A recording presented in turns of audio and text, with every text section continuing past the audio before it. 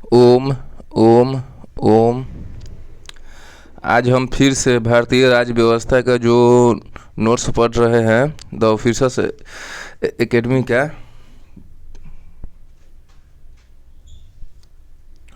उस सीरीज का ये लगभग मेरा आज का ये 5वां वीडियो है। कितना? 5वां वीडियो है, जिसमें आज हम लगभग 5वां वीडियो है जिसमें आज हम मूल अधिकार है डीपीएसपी कर्तव्य से संबंधित तथ्य को देखेंगे। दूसरा, संसदीय व्यवस्था या संघीय कार्यपालिका से संबंधित तथ्य को देखेंगे।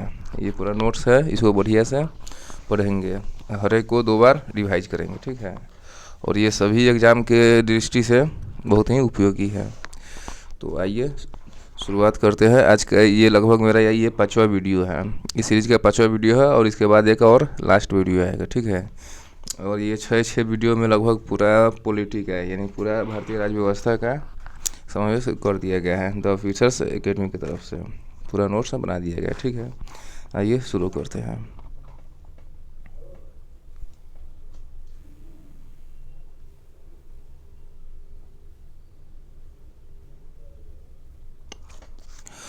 मूल अधिकार भाग 3 में दिया गया है। अनुच्छेद 12 से लेकर 35 तक में मूल अधिकार दिया गया है। मूल अधिकार भाग 3 में दिया गया है। अनुच्छेद 12 से लेकर 35 तक में दिया गया है। मूल अधिकार भाग 3 में दिया गया है। अनुच्छेद 12 से लेकर 35 तक में दिया गया है मूल अधिकार। 1931 में कांग्रेस के कराची अधिवेशन के अध्यक्ष पटेल थे में मूल अधिकारों की मांग हुई। इसका प्रारूप जवाहरलाल नेहरू ने बनाया था। 1931 में कांग्रेस के कराची अधिवेशन जिसके अध्यक्ष पटेल थे में मूल अधिकारों की मांग हुई। इसका प्रारूप जवाहरलाल नेहरू ने बनाया था। संविधान के भाग 3 को भारत का मैग्ना कार्टा कहा जाता है। संविधान के भाग 3 को भारत का मैग्ना कार्टा कहा जाता है। अमेरिका के संविधान से लिया गया है मूल अधिकार। अमेरिका के संविधान से लिया गया है मूल अधिकार। मूल संविधान में 7 मौलिक अधिकार थे, लेकिन 44वें संविधान संशोधन 1978 द्वारा संपत्ति का अधिकार अनुच्छेद 31 और 19F से को हटाकर इसे संविधान के अनुच्छेद 301 के अंतर्गत कानूनी अधिकार बना दिया गया। मूल संविधान में 7 मौलिक अधिकार थे, लेकिन 44वें संविधान संशोधन 1978 के तहत के द्वारा संपत्ति का अधिकार को अनुच्छेद 31 और अनुच्छेद 19F से हटाकर इसे संविधान के अनुच्छेद 301 के अंतर्गत कानूनी अधिकार बना दिया गया। 6 मौलिक अधिकार हैं। एक समता का अधिकार, अनुच्छेद 6 मौलिक अधिकार है। एक समता का अधिकार है। समता का अधिकार अनुच्छेद 14 से लेकर 18 तक में है। समता का अधिकार अनुच्छेद 14 से 18 तक में है। समता का अधिकार अनुच्छेद 14 से लेकर 18 तक में है। स्वतंत्रता का अधिकार अनुच्छेद 19 से 22 तक में है। स्वतंत्रता का अधिकार अनुच्छेद 19 से 22 तक में है। शोषण के विरुद्ध अधिकार अनुच्छेद 23 से 24 तक है। शोषण के विरुद्ध अधिकार अनुच्छेद 23 से 24 तक है। धार्मिक स्वतंत्रता का अधिकार अनुच्छेद 25 से लेकर 28 तक है। धार्मिक स्वतंत्रता का अधिकार अनुच्छेद 25 से लेकर 28 तक है। संस्कृति और शिक्षा संबंधी अधिकार अनुच्छेद 29 से लेकर 30 तक है। संस्कृति और शिक्षा संबंधी अधिकार अनुच्छेद 29 से लेकर 30 तक है। संवैधानिक उपचारों का अधिकार अनुच्छेद 32 में है। संवैधानिक उपचारों का अधिकार अनुच्छेद 32 में है।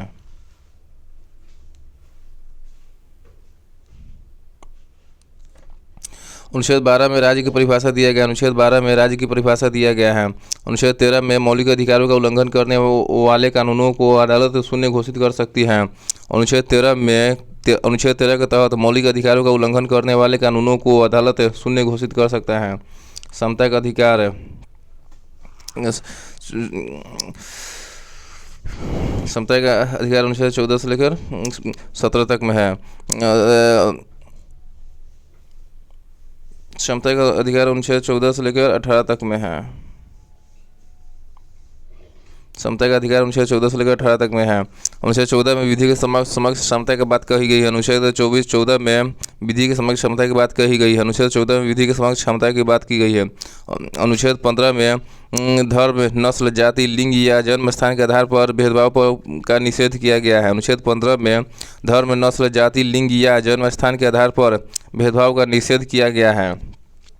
अनुच्छेद 16 में लोक नियोजन के विषय में अवसर की समता की बात कही गई है। अनुच्छेद 16 में लोक नियोजन के विषय में अवसर की समता की बात कही गई है। अनुच्छेद 17 में अस्पृश्यता का अंत का बात कहा गया है। अनुच्छेद 17 में अस्पृश्यता का अंत कहा गया है। अनुच्छेद 18 में उपाधियों का अंत से संबंधित है। अनुच्छेद 18 उपाधियों का अंत से संबंधित है। नोट: भारत सरकार द्वारा दिए जाने वाले पद्म पुरस्कार और भारत रत्न तथा सैन्य पुरस्कार अनुच्छेद 18 के तहत ही आते हैं एवं इसका उल्लंघन नहीं करते हैं। भारत सरकार द्वारा दिए जाने वाले पद्म पुरस्कार और भारत रत्न तथा सैन्य पुरस्कार अनुच्छेद 18 के तहत ही आते हैं एवं इसका उल्लंघन नहीं करते हैं।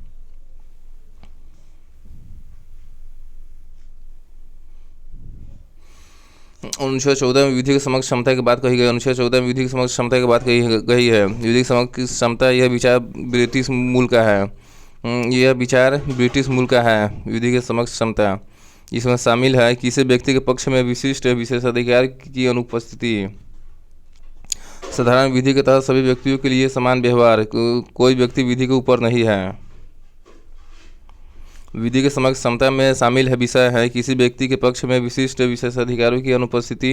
साधारण विधि के तहत सभी व्यक्तियों के लिए समान व्यवहार एवं कोई व्यक्ति विधि के ऊपर नहीं है। इसमें शामिल विषय है यह नकारात्मक संबंध में है।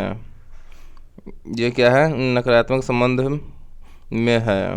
मान विधि के समक्ष क्षमता क्या है? नकारात्मक संबंध में है। विधियों के समान संरक्षण यह विचार अमेरिका के संविधान से लिया गया है। विधियों के समान संरक्षण जो विधियों के समान संरक्षण है यह विचार अमेरिका के संविधान से लिया गया है। विधियों के समान संरक्षण अमेरिका के संविधान से लिया गया है। विधियों के समान संरक्षण में शामिल विषय है विधियों द्वारा प्रदत्त विशेषाधिकारों और अध्यारोपित दायित्वों दोनों में समान परिस्थितियों में समान व्यवहार करना। समान विधि के अंतर्गत सभी व्यक्तियों के लिए समान नियम बनाना। बिना भेदभाव के समान के साथ समान व्यवहार करना। विधियों के समान संरक्षण में शामिल विषय है विधियों द्वारा प्रदत्त विशेषाधिकारों और अध्यारोपित दायित्वों दोनों में समान परिस्थितियों में समान व्यवहार करना। समान विधि के अंतर्गत सभी व्यक्तियों के लिए समान नियम बनाना। बिना भेदभाव के समान के साथ समान व्यवहार करना। यह सकारात्मक संदर्भ में है। विधियों के समान संरक्षण यह सकारात्मक संबंध में है। विधि का शासन डाइसी के अनुसार विधि के समक्ष क्षमता का विचार विधि का शासन के सिद्धांत का मूल तत्व है। डाइसी के अनुसार विधि के समक्ष क्षमता का विचार विधि का शासन के सिद्धांत का मूल तत्व है। इस संदर्भ में भारतीय व्यवस्था में लागू कारक है इच्छाधीन शक्तियों की अनुपस्थिति, यानी किसी व्यक्ति को विधि के उल्लंघन के सिवाय दंडित नहीं किया जा सकता है। विधि के समक्ष क्षमता अति आवश्यक है, यानी कोई व्यक्ति कानून के ऊपर नहीं है। विधि के शासन के संदर्भ में भारतीय व्यवस्था में लागू कारक है इच्छाधीन व्यक्तियों की अनुपस्थिति, यानी किसी व्यक्ति को विधि के उल्लंघन के सिवाय दंडित नहीं किया जा सकता है। और विधि के समक्ष क्षमता अति आवश्यक है, यानी कोई व्यक्ति कानून के ऊपर नहीं है। सुप्रीम कोर्ट ने अनुच्छेद 14 के अंतर्गत उल्लेखित विधि का शासन को संविधान का मूलभूत तत्व माना है। सुप्रीम कोर्ट ने अनुच्छेद 14 के अंतर्गत उल्लेखित विधि का शासन को संविधान का मूलभूत तत्व माना है।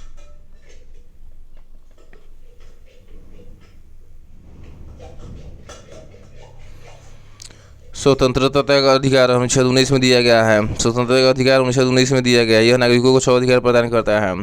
स्वतंत्रता का अधिकार अनुच्छेद 19 में दिया गया है और यह नागरिकों को 6 अधिकार प्रदान करता है। 19 के ए में बोलने की स्वतंत्रता प्रेस की स्वतंत्रता से संबंधित है। अनुच्छेद 19 के ए के तहत बोलने की स्वतंत्रता प्रेस की स्वतंत्रता है। अनुच्छेद 19 के बी में शांतिपूर्वक बिना हथियारों के एकत्रित होने और सभा करने की स्वतंत्रता है। अनुच्छेद 19 के बी के तहत शांतिपूर्वक बिना हथियारों के एकत्रित होने और सभा करने की स्वतंत्रता है। अनुच्छेद 19 के सी के तहत संघ बनाने की स्वतंत्रता है। अनुच्छेद 19 के सी के तहत संघ बनाने की स्वतंत्रता है। अनुच्छेद 19 के डी के तहत देश के किसी भी क्षेत्र में आवागमन की स्वतंत्रता है। अनुच्छेद 19 के डी के तहत देश के किसी भी क्षेत्र में आवागमन की स्वतंत्रता है। अनुच्छेद 19 के ई के तहत देश के किसी भी क्षेत्र में निवास करने और बसने की स्वतंत्रता है। अनुच्छेद 19 के ई के तहत देश के किसी भी क्षेत्र में निवास करने और बसने की स्वतंत्रता है। 19 के जी के तहत कोई भी व्यापार एवं जीविका चलाने की स्वतंत्रता है। अनुच्छेद 19 के जी के तहत कोई भी व्यापार एवं जीविका चलाने की स्वतंत्रता है। अनुच्छेद 20 में अपराधों के लिए दोष सिद्ध के संबंध में संरक्षण है। इसके अंतर्गत शामिल विषय है एक अपराध के लिए सिर्फ एक बार सजा दिया जाएगा। अपराध के समय जो कानून है उसी के तहत सजा मिलेगी। स्वयं के विरुद्ध न्यायालय में गवाही देने के लिए बाध्य नहीं किया जाएगा। अनुच्छेद 20 के तहत अपराधों के लिए दोष सिद्धि के संबंध में संरक्षण है। इसके अंतर्गत शामिल विषय है यह है: एक, अपराध के लिए सिर्फ एक बार सजा दिया जाएगा। अपराध के समय जो कानून है उसी के तहत सजा मिलेगी। स्वयं के विरुद्ध न्यायालय में गवाही देने के लिए बाध्य नहीं किया जाएगा।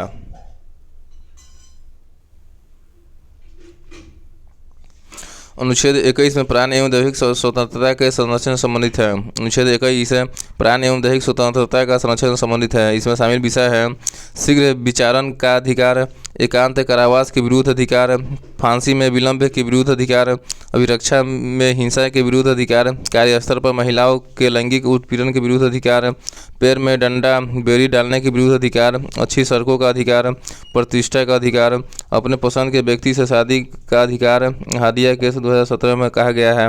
गरिमापूर्ण जीवन जीने के अधिकार में गरिमापूर्ण ढंग से मृत्यु का अधिकार शामिल है। गैर सरकारी संगठन कॉमन कॉज की याचिका पर निर्णय दिया गया है। जीवन रक्षा का अधिकार, निजता का अधिकार।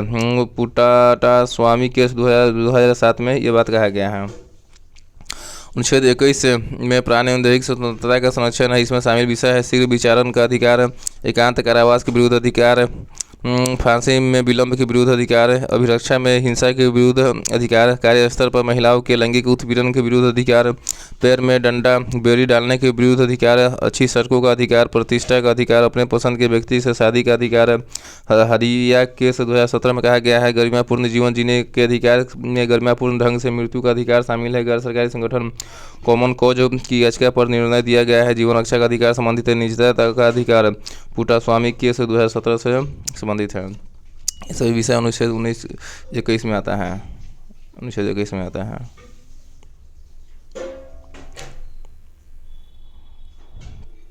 अनुच्छेद 21 का ही विषय है: महिलाओं का शालीनता तथा गरिमा से जीने का अधिकार। महिलाओं का शालीनता तथा गरिमा से जीने का अधिकार, स्वच्छ पर्यावरण का अधिकार, प्रदूषण रहित जल एवं वायु में जीने का अधिकार एवं हानिकारक उद्योगों के विरोध सुरक्षा का अधिकार अनुच्छेद 21 में है। यह अनुच्छेद 21 के तहत स्वच्छ पर्यावरण का अधिकार दिया गया है। प्रदूषण रहित जल एवं वायु में जीने का अधिकार एवं हानिकारक उद्योगों के विरुद्ध की सुरक्षा का अधिकार है। स्वास्थ्य का अधिकार, एक चिकित्सक द्वारा घायल को चिकित्सकीय सहायता दिया जाएगा। स्वास्थ्य का अधिकार, एक चिकित्सक द्वारा घायल को चिकित्सक दिया जाएगा।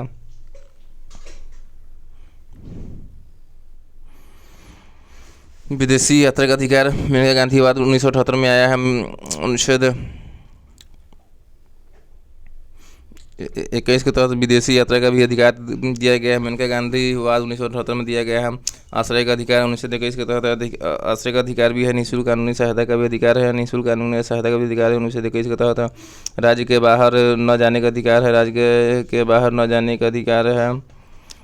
अनुच्छेद 21 ए में शिक्षा का अधिकार दिया गया है। अनुच्छेद 21 के ए में शिक्षा का अधिकार दिया गया है। 86वें संविधान संशोधन अधिनियम 2002 द्वारा शामिल किया गया है शिक्षा का अधिकार, और संसद ने इसके लिए निःशुल्क और अनिवार्य शिक्षा का अधिकार अधिनियम 2009 लागू किया। संसद ने इसके लिए निःशुल्क और अनिवार्य शिक्षा का अधिकार अधिनियम 2009 लागू किया। अनुच्छेद 21 के ए में शिक्षा का अधिकार है। अनुच्छेद 22 में निरोध एवं गिरफ्तारी से संरक्षण दिया गया है। अनुच्छेद 22 में निरोध एवं गिरफ्तारी से संरक्षण दिया गया है। इसके तहत 3 प्रकार की स्वतंत्रता दी गई है। हिरासत में लेने का कारण बताना होगा। अनुच्छेद 22 के तहत 24 घंटे के अंदर आने जाने के समय छोड़कर मजिस्ट्रेट के समक्ष पेशी करना होगा, और अपने पसंद के वकील से सलाह लेने का अधिकार है। अनुच्छेद 22 के तहत इसके तहत अनुच्छेद 22 के तहत 3 प्रकार की स्वतंत्रता है। हिरासत में लेने का कारण बताना होगा। 24 घंटे के अंदर आने जाने का समय छोड़कर मजिस्ट्रेट के समक्ष पेशी होगी, और अपने पसंद के वकील से सलाह लेने का अधिकार होगा। निवारक निरोध से संबंधित अब तक बनाई गई विधियां है। निवारक निरोध अधिनियम 1950 में बना और 1969 में समाप्त कर दिया गया। निवारक निरोध अधिनियम 1950 में बना और 1969 में समाप्त कर दिया गया। आंतरिक सुरक्षा व्यवस्था अधिनियम MISA 1971 में बना और 1978 में समाप्त कर दिया गया। आंतरिक सुरक्षा व्यवस्था अधिनियम MISA 1971 में बना और 1978 में समाप्त कर दिया गया। राष्ट्रीय सुरक्षा कानून 1980 में बना। राष्ट्रीय सुरक्षा कानून 1980 में बना। आतंकवादी एवं विध्वंसकारी गतिविधियों निरोधक कानून टाडा 1985 में बना, 1995 में समाप्त कर दिया गया। आतंकवादी एवं विध्वंसकारी गतिविधियों निरोधक कानून टाडा 1985 में बना और 1995 में समाप्त कर दिया गया। पोटा एक्ट 2002 में बना और 2004 में समाप्त कर दिया गया। पोटा एक्ट 2002 में बना और 2004 में समाप्त कर दिया गया। नोट, अनुच्छेद 22 के 2 भाग हैं, साधारण कानूनी मामला एवं निवारक हिरासत के मामले। अनुच्छेद 22 के तहत 2 भाग हैं, साधारण कानूनी मामला और निवारक हिरासत का मामला। साधारण कानूनी मामले में यह विदेशी व्यक्ति या निवारक हिरासत कानून के अंतर्गत गिरफ्तारी व्यक्ति के लिए नहीं है। साधारण कानूनी मामला यह विदेशी व्यक्ति या निवारक हिरासत कानून के अंतर्गत गिरफ्तार व्यक्ति के लिए नहीं है। निवारक हिरासत के मामले यह सुरक्षा नागरिक एवं विदेशी दोनों के लिए उपलब्ध है। निवारक हिरासत के मामले यह सुरक्षा नागरिक एवं विदेशी दोनों के लिए उपलब्ध है। अनुच्छेद 22 के तहत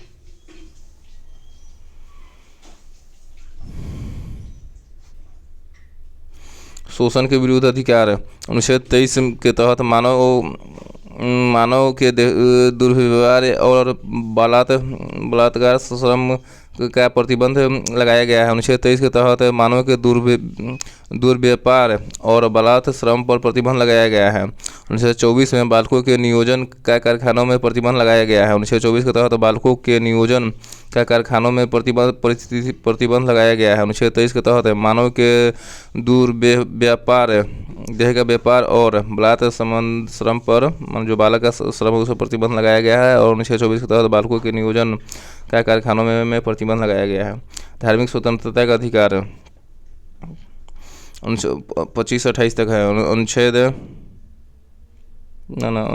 25 से 30 तक है। अनुच्छेद 25 के तहत अंतःकरण की और धर्म की अबाध रूप से मान्य आचरण और प्रचार करने की स्वतंत्रता है। अनुच्छेद 25 के तहत अंतःकरण की और धर्म की अबाध रूप से मान्य आचरण और प्रचार करने की स्वतंत्रता है। अनुच्छेद 25 के तहत अंतःकरण की और धर्म के अबाध रूप से मान्य आचरण और प्रचार करने की स्वतंत्रता है। अनुच्छेद 26 के तहत धार्मिक कार्यों के प्रबंधन की स्वतंत्रता है। अनुच्छेद 26 के तहत धार्मिक कार्यों के प्रबंध की स्वतंत्रता है। अनुच्छेद 27 के तहत धर्म की अभिवृद्धि के लिए करों के संकाय से स्वतंत्रता है। अनुच्छेद 27 के तहत धर्मों की अभिवृद्धि के लिए करों के संदाय से स्वतंत्रता है। अनुच्छेद 28 से संबंधित है, धार्मिक शिक्षा में उपस्थित होने से स्वतंत्रता है। अनुच्छेद 28 के तहत धार्मिक शिक्षा में उपस्थित होने से स्वतंत्रता है।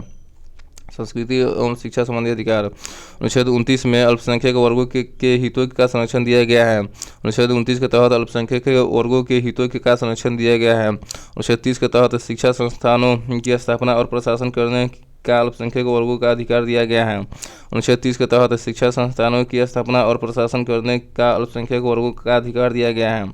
संवैधानिक उपचारों का अधिकार अनुच्छेद 32 में दिया गया है। संवैधानिक उपचारों का अधिकार अनुच्छेद 32 में दिया गया है। डॉक्टर अम्बेडकर ने अनुच्छेद 32 को संविधान का आत्मा कहा है। डॉक्टर अम्बेडकर ने अनुच्छेद 32 को संविधान का आत्मा कहा है।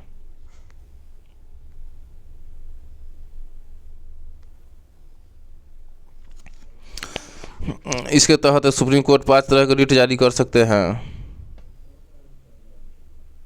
संवैधानिक उपचारों का अधिकार अनुच्छेद 32 के तहत सुप्रीम कोर्ट 5 प्रकार के रिट जारी कर सकते हैं। बंदी प्रत्यक्षीकरण का अर्थ को प्रस्तुत किया जाए एवं परमादेश अर्थ हम आदेश देते हैं। प्रतिषेध लेख यानी रोकना यानी उत्प्रेषण प्रमाणित होने या सूचना देना। और अधिकार परीक्षा लेख का अर्थ है प्राधिकृत या वारंट के द्वारा। अनुच्छेद 32 के तहत सुप्रीम कोर्ट 5 तरह का रिट जारी कर सकते हैं। बंदी प्रत्यक्षीकरण, परमादेश, प्रतिषेध लेख, उत्प्रेषण, अधिकार परीक्षा लेख है। बंदी प्रत्यक्षीकरण के तहत प्रस्तुत किए जाएं। परमादेश का अर्थ है हम आदेश देते हैं। प्रतिषेध लेख का अर्थ है रोकना। उत्प्रेषण का अर्थ है प्रमाणित होना या सूचना देना। अधिकार परीक्षा लेख का अर्थ है प्राधिकृत या वारंट के द्वारा। ये 5 प्रकार के रिट जारी कर सकते हैं। क्या आप जानते हैं उत्प्रेषण को पोस्टमार्टम भी कहा जाता है। उत्प्रेषण को पोस्टमार्टम भी कहा जाता है।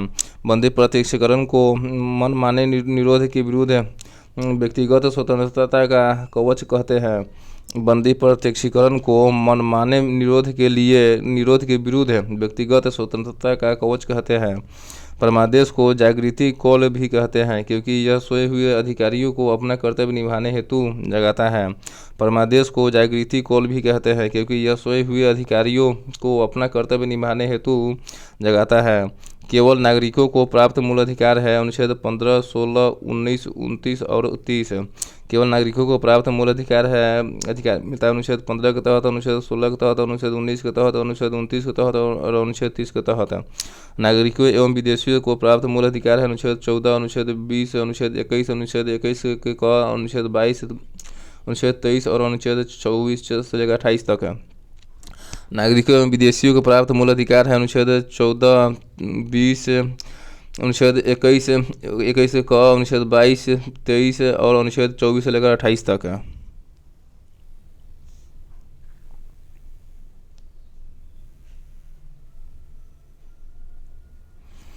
अनुच्छेद 33 के तहत संसद को यह अधिकार देता है कि वह सशस्त्र बलों, अर्धसैनिक बलों, पुलिस बलों, खुफिया एजेंसियों के मूल अधिकारों पर युक्तियुक्त प्रतिबंध लगा सकते हैं। इसका उद्देश्य है उनके समुचित कार्य करने एवं उनके बीच अनुशासन बनाए रखना है।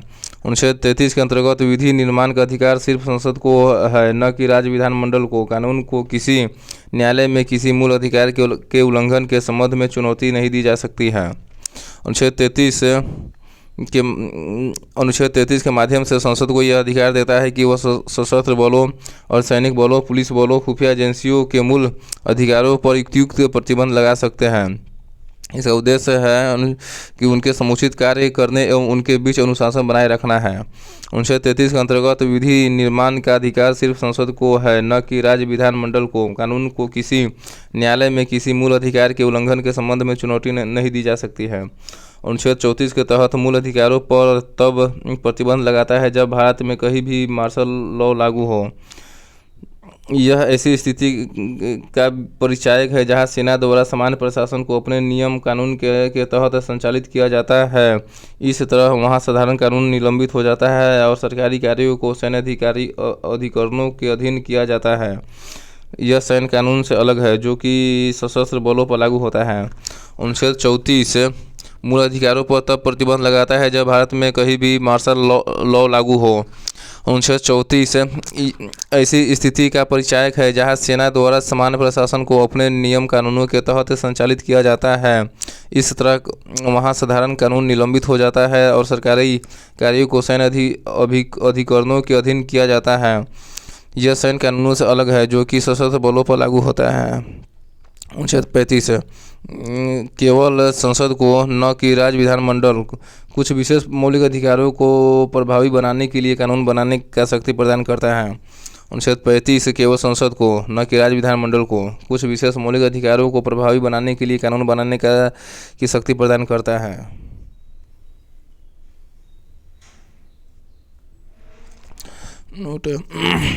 अनुच्छेद 358 लागू होने पर अनुच्छेद 1917 निलंबित हो जाता है। अनुच्छेद 358 लागू होने पर अनुच्छेद 1917 निलंबित हो जाता है। अनुच्छेद 359 लागू होने पर अन्य मूल अधिकार राष्ट्रपति द्वारा निलंबित किए जा सकते हैं। अनुच्छेद 359 लागू होने पर अन्य मूल अधिकार राष्ट्रपति द्वारा निलंबित किए जा सकते हैं।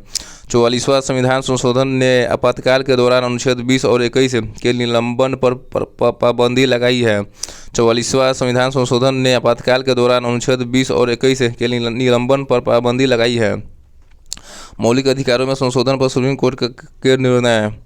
मौलिक अधिकारों में संशोधन पर सुप्रीम कोर्ट का निर्णय है कि गोलकनाथ निर्णय के पूर्व यह निर्धारित किया गया था कि संसद संविधान के किसी भी भाग में संशोधित नहीं कर सकती है। गोलकनाथ निर्णय के पूर्व यह निर्धारित किया गया था कि संसद संविधान के किसी भी भाग में संशोधन नहीं कर सकती है।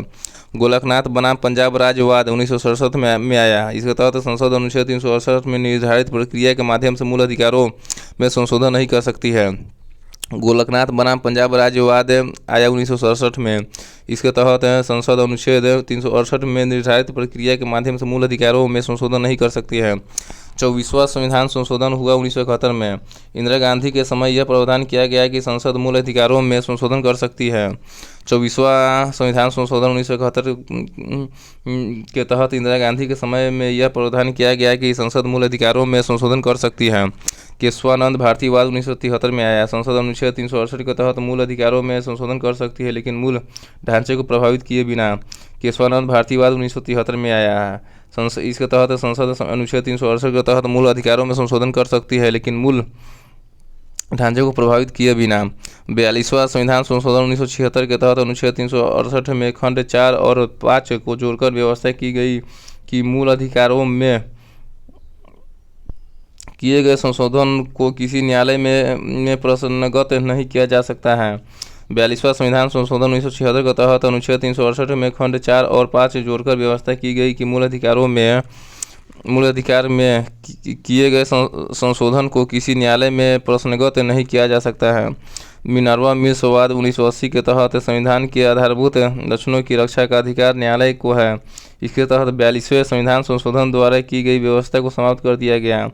मिनर्वा मिल्स वाद 1980 के तहत संविधान के आधारभूत लक्षणों की रक्षा का अधिकार न्यायालय को है। इसके तहत 42वें संविधान संशोधन द्वारा की गई व्यवस्था को समाप्त कर दिया गया है।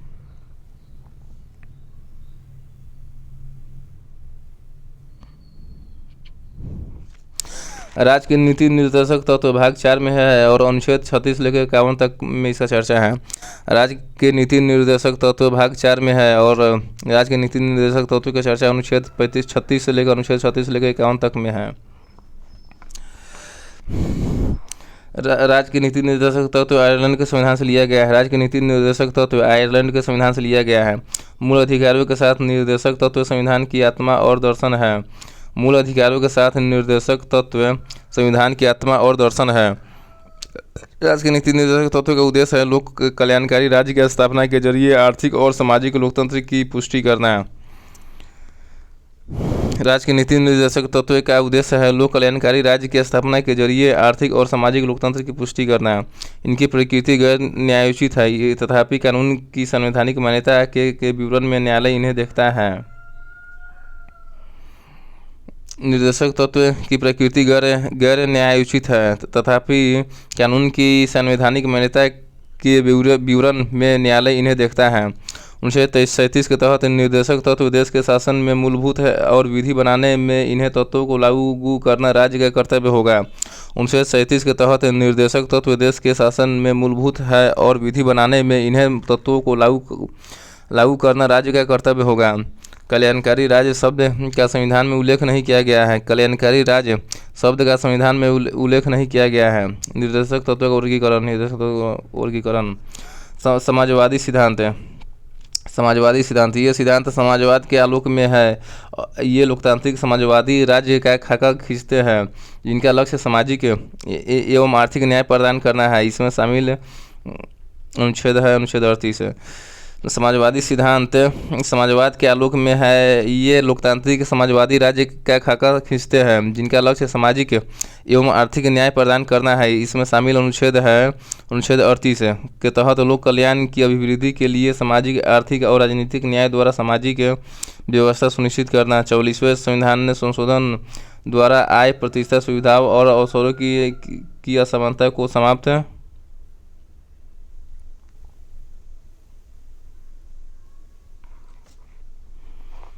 करने का प्रावधान जोड़ा गया। अनुच्छेद 38 के तहत लोक कल्याण की अभिवृद्धि के लिए सामाजिक, आर्थिक और राजनीतिक न्याय द्वारा सामाजिक व्यवस्था सुनिश्चित करना। 44वें संशोधन द्वारा आय, प्रतिष्ठा, सुविधाओं और अवसरों की असमानता को समाप्त करने का प्रावधान जोड़ा गया। अनुच्छेद 38 में अनुच्छेद 39 के क में सभी नागरिकों को जीविका के पर्याप्त साधन प्राप्त करने का अधिकार दिया गया। 42वें संविधान संशोधन के द्वारा इसमें गरीबी को मुफ्त कानूनी सहायता का प्रावधान जोड़ा गया है।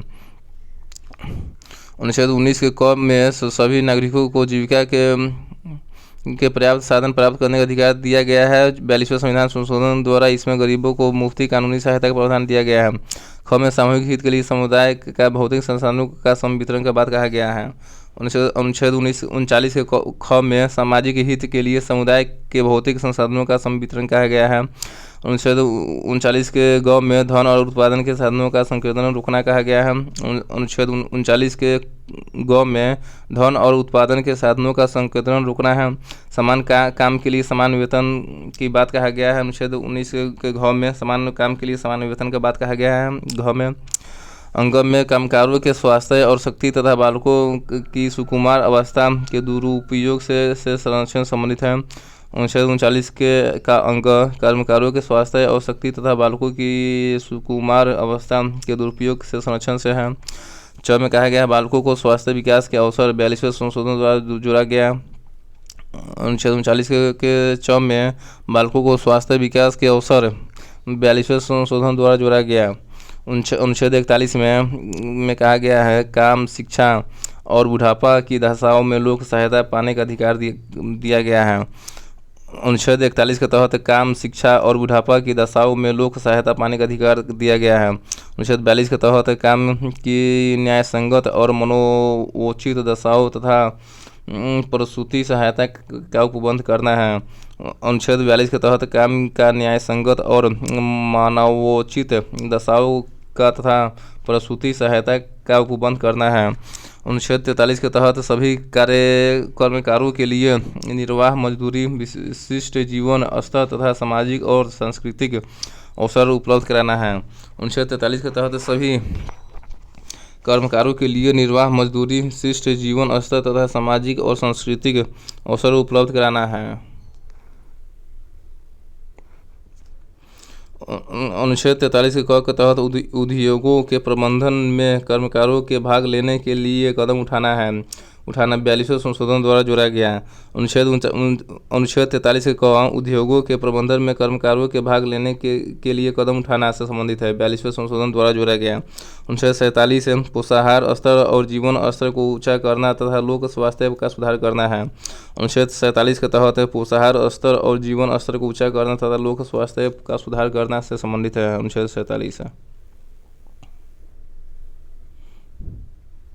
गांधीवादी सिद्धांत महात्मा गांधी जी के विचारों पर आधारित है गांधीवादी सिद्धांत। महात्मा गांधी के सिद्धांतों पर आधारित है गांधीवादी सिद्धांत। अनुच्छेद 40 में कहा गया है ग्राम पंचायतों का गठन और इन्हें आवश्यक शक्तियाँ प्रदान कर स्व सरकार की इकाई के रूप में कार्य करने की शक्ति प्रदान किया गया है। अनुच्छेद 40 के तहत ग्राम पंचायतों का गठन और इन्हें आवश्यक शक्तियाँ प्रदान कर स्व सरकार की इकाई के रूप में कार्य करने की शक्ति प्रदान किया गया है, ये गांधीवादी सिद्धांत है। अनुच्छेद 43 ये भी गांधीवादी सिद्धांत है। इसके तहत ग्रामीण क्षेत्रों में कुटीर उद्योगों, व्यक्तिगत या सरकारी के आधार पर कुटीर उद्योगों को प्रोत्साहन देना है। अनुच्छेद 43 के तहत ग्रामीण क्षेत्रों में कुटीर उद्योग, व्यक्तिगत या सहकारी के आधार पर कुटीर उद्योगों को प्रोत्साहन देना है। अनुच्छेद 43 के बी के तहत सहकारी समितियों के स्वैच्छिक गठन, स्वायत्त संचालन, लोकतांत्रिक नियंत्रण तथा व्यवसायिक प्रबंधन को बढ़ावा देना है, 97वें संशोधन द्वारा जोड़ा गया। गांधीवादी सिद्धांत है अनुच्छेद 43 के बी। इसके तहत सरकारी समितियों के स्वैच्छिक गठन, स्वायत्त संचालन, लोकतांत्रिक नियंत्रण तथा व्यवसायिक प्रबंधन को बढ़ावा देना है, 97वें संशोधन द्वारा जोड़ा गया। अनुच्छेद 46 के तहत अनुसूचित जाति एवं जनजाति और समाज के कमजोर वर्गों के शैक्षणिक एवं आर्थिक हितों को प्रोत्साहन और सामाजिक अन्याय एवं शोषण से सुरक्षा करना है। अनुच्छेद 46 के तहत अनुसूचित जाति एवं जनजाति और समाज के कमजोर वर्गों के शैक्षणिक एवं आर्थिक हितों को प्रोत्साहन और सामाजिक अन्याय एवं शोषण से सुरक्षा करना, यह भी गांधीवादी सिद्धांत है। अनुच्छेद 47 ये भी गांधीवादी सिद्धांत है। स्वास्थ्य के लिए नुकसानदायक नशीली दवाओं, मदिरा, ड्रग के औषधीय प्रयोजनों से भिन्न उपभोग पर प्रतिबंध लगाना। अनुच्छेद 47 के तहत स्वास्थ्य के लिए नुकसानदायक नशीली दवाओं, मदिरा, ड्रग के औषधीय प्रयोजन से भिन्न उपभोग पर प्रतिबंध लगाना, ये गांधीवादी सिद्धांत है। अनुच्छेद 48 के तहत गाय, बछड़ा व अन्य दुधारू पशुओं की बलि पर रोक और उनकी नस्लों में सुधार का प्रोत्साहन करना, ये गांधीवादी सिद्धांत है। अनुच्छेद 48 के तहत गाय, बछड़ा व अन्य दुधारू पशुओं की बलि पर रोक और उनकी नस्लों में सुधार को प्रोत्साहन करना से संबंधित है। उदार बौद्धिक सिद्धांत। एक प्रगतिशील राष्ट्र में उदार बौद्धिक सिद्धांत का विशेष एवं निर्णायक महत्व है। एक प्रगतिशील राष्ट्र में उदार बौद्धिक सिद्धांत का विशेष एवं निवारक महत्व है। अनुच्छेद 44 के तहत देश में एक समान सिविल संहिता को लागू करना सरकार का कर्तव्य है। अनुच्छेद 44 के तहत 44 के देश में एक समान सिविल संहिता को लागू करना है। अनुच्छेद 45 के तहत 14 वर्ष तक की आयु वाले बालकों को निःशुल्क और अनिवार्य शिक्षा देना। 86वें संविधान संशोधन द्वारा 6 वर्ष की आयु तक निःशुल्क शिक्षा का प्रावधान जोड़ा गया। अनुच्छेद 45 के तहत 14 वर्ष तक की आयु वाले बालकों को निःशुल्क और अनिवार्य शिक्षा देना। 86वें संशोधन द्वारा 6 वर्ष की आयु तक निःशुल्क शिक्षा का प्रावधान जोड़ा गया है। अनुच्छेद 48 के तहत कृषि और पशुपालन को आधुनिक और वैज्ञानिक प्रणाली से करना है। अनुच्छेद 48 के तहत कृषि और पशुपालन को आधुनिक और वैज्ञानिक प्रणाली से करना है। ये क्या है? उदारबोधिक सिद्धांत है। अनुच्छेद 48 के पर्यावरण का संरक्षण तथा संवर्धन और वन तथा वन जीवों की रक्षा संबंधित 42वें संशोधन द्वारा जोड़ा गया है। अनुच्छेद 48 के तहत पर्यावरण का संरक्षण तथा संवर्धन और वन तथा वन्य जीवों की रक्षा 42वें संशोधन द्वारा जोड़ा गया। अनुच्छेद 49 के तहत राष्ट्रीय महत्व वाले घोषित किए गए स्मारक या स्थान या वस्तु का संरक्षण करना। अनुच्छेद 49 के तहत राष्ट्रीय महत्व वाले घोषित किए गए स्मारक या स्थान या वस्तु का संरक्षण करना। अनुच्छेद 50 के तहत न्यायपालिका को कार्यपालिका से पृथक करना है। अनुच्छेद 50 के तहत न्यायपालिका को कार्यपालिका से पृथक करना है। अनुच्छेद 51 का प्रावधान अनुच्छेद 51 में शामिल है अंतर्राष्ट्रीय शांति और सुरक्षा की अभिवृद्धि करना, राष्ट्रों के बीच न्यायपूर्ण और सामंजस्यपूर्ण संबंधों की स्थापना करना, अंतर्राष्ट्रीय विधि और संधि बाध्यताओं के प्रति उदार रहना, अंतर्राष्ट्रीय विवादों के मध्यस्थता द्वारा निपटाने के लिए प्रोत्साहन देना। अनुच्छेद 51 के तहत अंतर्राष्ट्रीय शांति और सुरक्षा की अभिवृद्धि करना है, राष्ट्रों के बीच न्यायपूर्ण और सम्मानपूर्ण संबंधों का स्थापना करना है, अंतर्राष्ट्रीय विधि और संधि बाध्यताओं के प्रति आदर बढ़ाना है और अंतर्राष्ट्रीय विवादों का माध्यम द्वारा निपटाने के लिए प्रोत्साहन देना है। ये अनुच्छेद 51 के तहत आता है।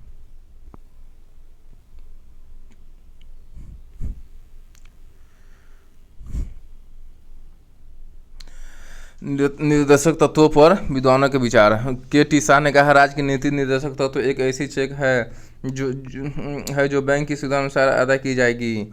अतिरेक कर्मकांडी। के.टी. शाह ने कहा, राज्य की नीति निर्देशक तत्व एक ऐसा चेक है जो बैंकों की सुविधा अनुसार अदा की जाएगी। अतिरेक कर्मकांडी। के.टी. कृष्णमाचारी ने कहा, भावनाओं का स्थायी कूड़ादान है राज्य का नीति निर्देशक तत्व है।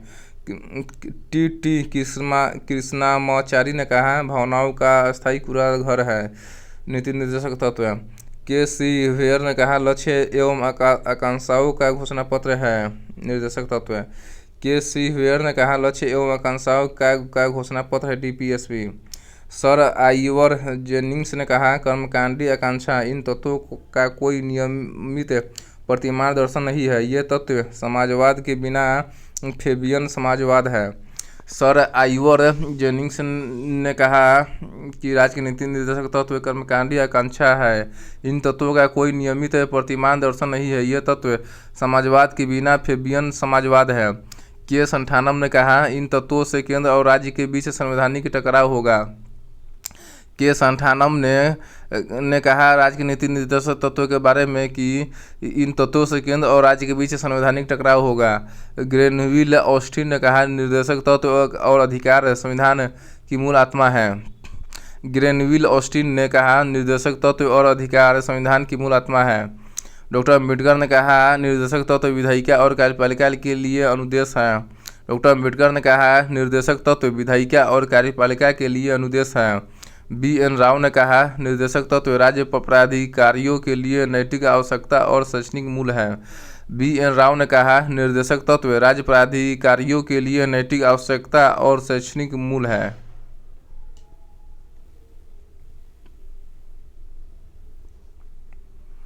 मूल अधिकारों और निर्देशक तत्वों में टकराव पर सुप्रीम कोर्ट के विचार। मूल अधिकारों और निर्देशक तत्वों में टकराव पर सुप्रीम कोर्ट का विचार क्या है? चंपाकम डोराईराजन मामला 1951 में आया। निर्देशक सिद्धांत और मूल अधिकारों के बीच किसी तरह के टकराव में मूल अधिकार प्रभावी होंगे तथा सिद्धांत मूल अधिकारों के पूरक के रूप में निश्चित रूप से लागू होंगे। चंपाकम डोराईराजन मामला 1951 के तहत निर्देशक सिद्धांत और मूल अधिकारों के बीच किसी तरह के टकराव में मूल अधिकार प्रभावी होंगे तथा यह सिद्धांत मूल अधिकारों के पूरक के रूप में निश्चित रूप से लागू होंगे। गोलकनाथ मामला 1967 के तहत निर्देशक तत्वों को लागू करने के लिए मूल अधिकारों में संशोधन नहीं किया जा सकता है। गोलकनाथ मामला 1967 के तहत निर्देशक तत्वों को लागू करने के लिए मूल अधिकारों में संशोधन नहीं किया जा सकता है। 25वां संशोधन अधिनियम 1971 के तहत अनुच्छेद 39 के ख एवं ग में वर्णित समाजवादी तत्वों को लागू करने वाली विधि को इस आधार पर अवैध घोषित नहीं किया जा सकता कि वह अनुच्छेद 14, 19 और 31 द्वारा प्रदत्त मूल अधिकारों का उल्लंघन है। 25वां संशोधन अधिनियम 1971 के तहत अनुच्छेद 39 ख एवं ग में वर्णित समाजवादी तत्वों को लागू करने वाली विधि को इस आधार पर अवैध घोषित नहीं किया जा सकता है कि वह अनुच्छेद 14, 19 और 31 द्वारा प्रदत्त मूल अधिकारों का उल्लंघन है। 42वां संविधान संशोधन 1976 के तहत इसमें निर्देशक तत्व की प्राथमिकता और सर्वोच्चता को मूल अधिकारों 14, 19 और 31 पर प्रभावी बनाया गया है। हालांकि इस विस्तार को मिनर्वा मिल्स मामले में असंवैधानिक और अवैध घोषित किया गया है। 42वां संविधान संशोधन 1976 के तहत इसमें निर्देशक तत्व की प्राथमिकता और सर्वोच्चता को मूल अधिकारों 1914, 19 और 31 पर प्रभावी बनाया गया। हालांकि इस विस्तार को मिनर्वा मिल्स मामले में असंवैधानिक और अवैध घोषित किया गया। मिनर्वा मिल्स मामला 1980 के तहत कोर्ट ने यह व्यवस्था दी कि निर्देशक तत्व मूल अधिकारों के अधीनस्थ है। भारतीय संविधान मूल अधिकारों और निर्देशक तत्वों के बीच संतुलन के रूप में है। ये आपस में सामाजिक क्रांति के बाद जोड़े हुए हैं। ये एक रथ के दो पहियों के समान है तथा एक दूसरे पर लादने से संविधान की मूल भावना बाधित होती है। मूल भावना का संतुलन संविधान की बुनियादी ढांचे की आवश्यक विशेषता है। निर्देशक तत्वों के तय लक्ष्यों को मूल अधिकारों को प्राप्त किए बगैर प्राप्त नहीं किया जा सकता है।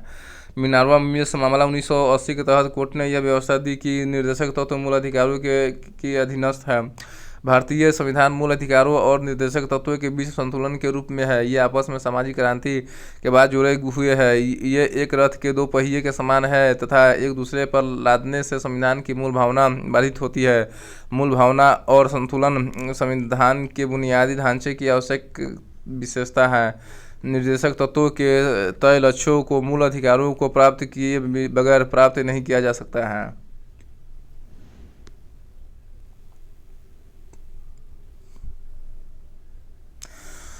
मौलिक अधिकार एवं निर्देशक सिद्धांत में अंतर। मौलिक अधिकार एवं नीति निर्देशक सिद्धांत में अंतर। नीति निर्देशक सिद्धांत आयरलैंड के संविधान से लिया गया है। नीति निर्देशक सिद्धांत आयरलैंड के संविधान से लिया गया है। भाग 4 में है।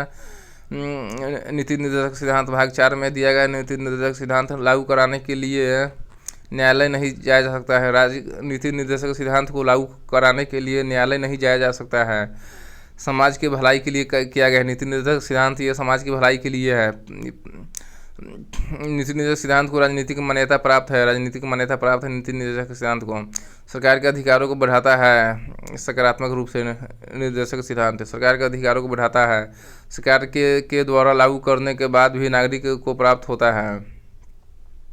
नीति निर्देशक सिद्धांत सरकार के द्वारा लागू करने के बाद ही नागरिकों को प्राप्त होता है, इसे नहीं। मौलिक अधिकार यूएसए के संविधान से लिया गया है। मौलिक अधिकार जो भाग 3 में है। मौलिक अधिकार यूएसए के संविधान से लिया गया। मौलिक अधिकार यूएसए के संविधान से लिया गया और भाग 3 में है मौलिक अधिकार। भाग 3 में मौलिक अधिकार न्यायालय की शरण में जा सकते हैं। मौलिक अधिकार के लिए आप न्यायालय की शरण में जा सकते हैं। मौलिक अधिकार के लिए आप न्यायालय की शरण में जा सकते हैं। मौलिक अधिकार व्यक्ति के अधिकारों के लिए है। मौलिक अधिकार व्यक्ति के अधिकारों के लिए है। मौलिक अधिकार में कानूनी मान्यता प्राप्त है। मौलिक अधिकार में कानूनी मान्यता प्राप्त है। मौलिक अधिकार कानूनी मान्यता प्राप्त मौलिक अधिकार और नीति निर्देशक सिद्धांत ये राजनीतिक मान्यता प्राप्त है। सरकार के महत्व को घटाता है, नकारात्मक। मौलिक अधिकार सरकार के महत्व को घटाता है, नकारात्मक है। मौलिक अधिकार नागरिकों को स्वतः प्राप्त है। मौलिक अधिकार नागरिकों को क्या स्वतः प्राप्त है। मौलिक कर्तव्य भाग 4 के क में दिया गया और अनुच्छेद 51 क में है। मौलिक कर्तव्य भाग 4 में के क में है और अनुच्छेद 51 के क में है। मौलिक कर्तव्य 1976 में स्वर्ण सिंह समिति की सिफारिश पर लागू हुआ मौलिक कर्तव्य। 1976 में स्वर्ण सिंह समिति के सिफारिश पर लागू हुआ मौलिक कर्तव्य। सोवियत संघ के संविधान से लिया गया मौलिक कर्तव्य। सोवियत संघ के संविधान से लिया गया मौलिक कर्तव्य। 42वें संविधान संशोधन 1976 द्वारा 10 मूल अधिकारों को जोड़ा गया है। 42वें संविधान संशोधन 1976 द्वारा 10 मूल अधिकारों को जोड़ा गया है। 11वां मूल कर्तव्य 6 से 14 वर्ष तक के बच्चों को शिक्षा दिलाना है। 86वें संविधान संशोधन 2002 द्वारा जोड़ा गया। 11वां मूल कर्तव्य 6 से 14 वर्ष तक के बच्चों को शिक्षा दिलाना है। 86वें संविधान संशोधन 2002 के द्वारा जोड़ा गया। मौलिक कर्तव्य भाग 4 के क में दिया गया है और अनुच्छेद 51 के क में है। मौलिक कर्तव्य भाग 4 के क में है और मौलिक कर्तव्य अनुच्छेद 51 के क में दिया गया है।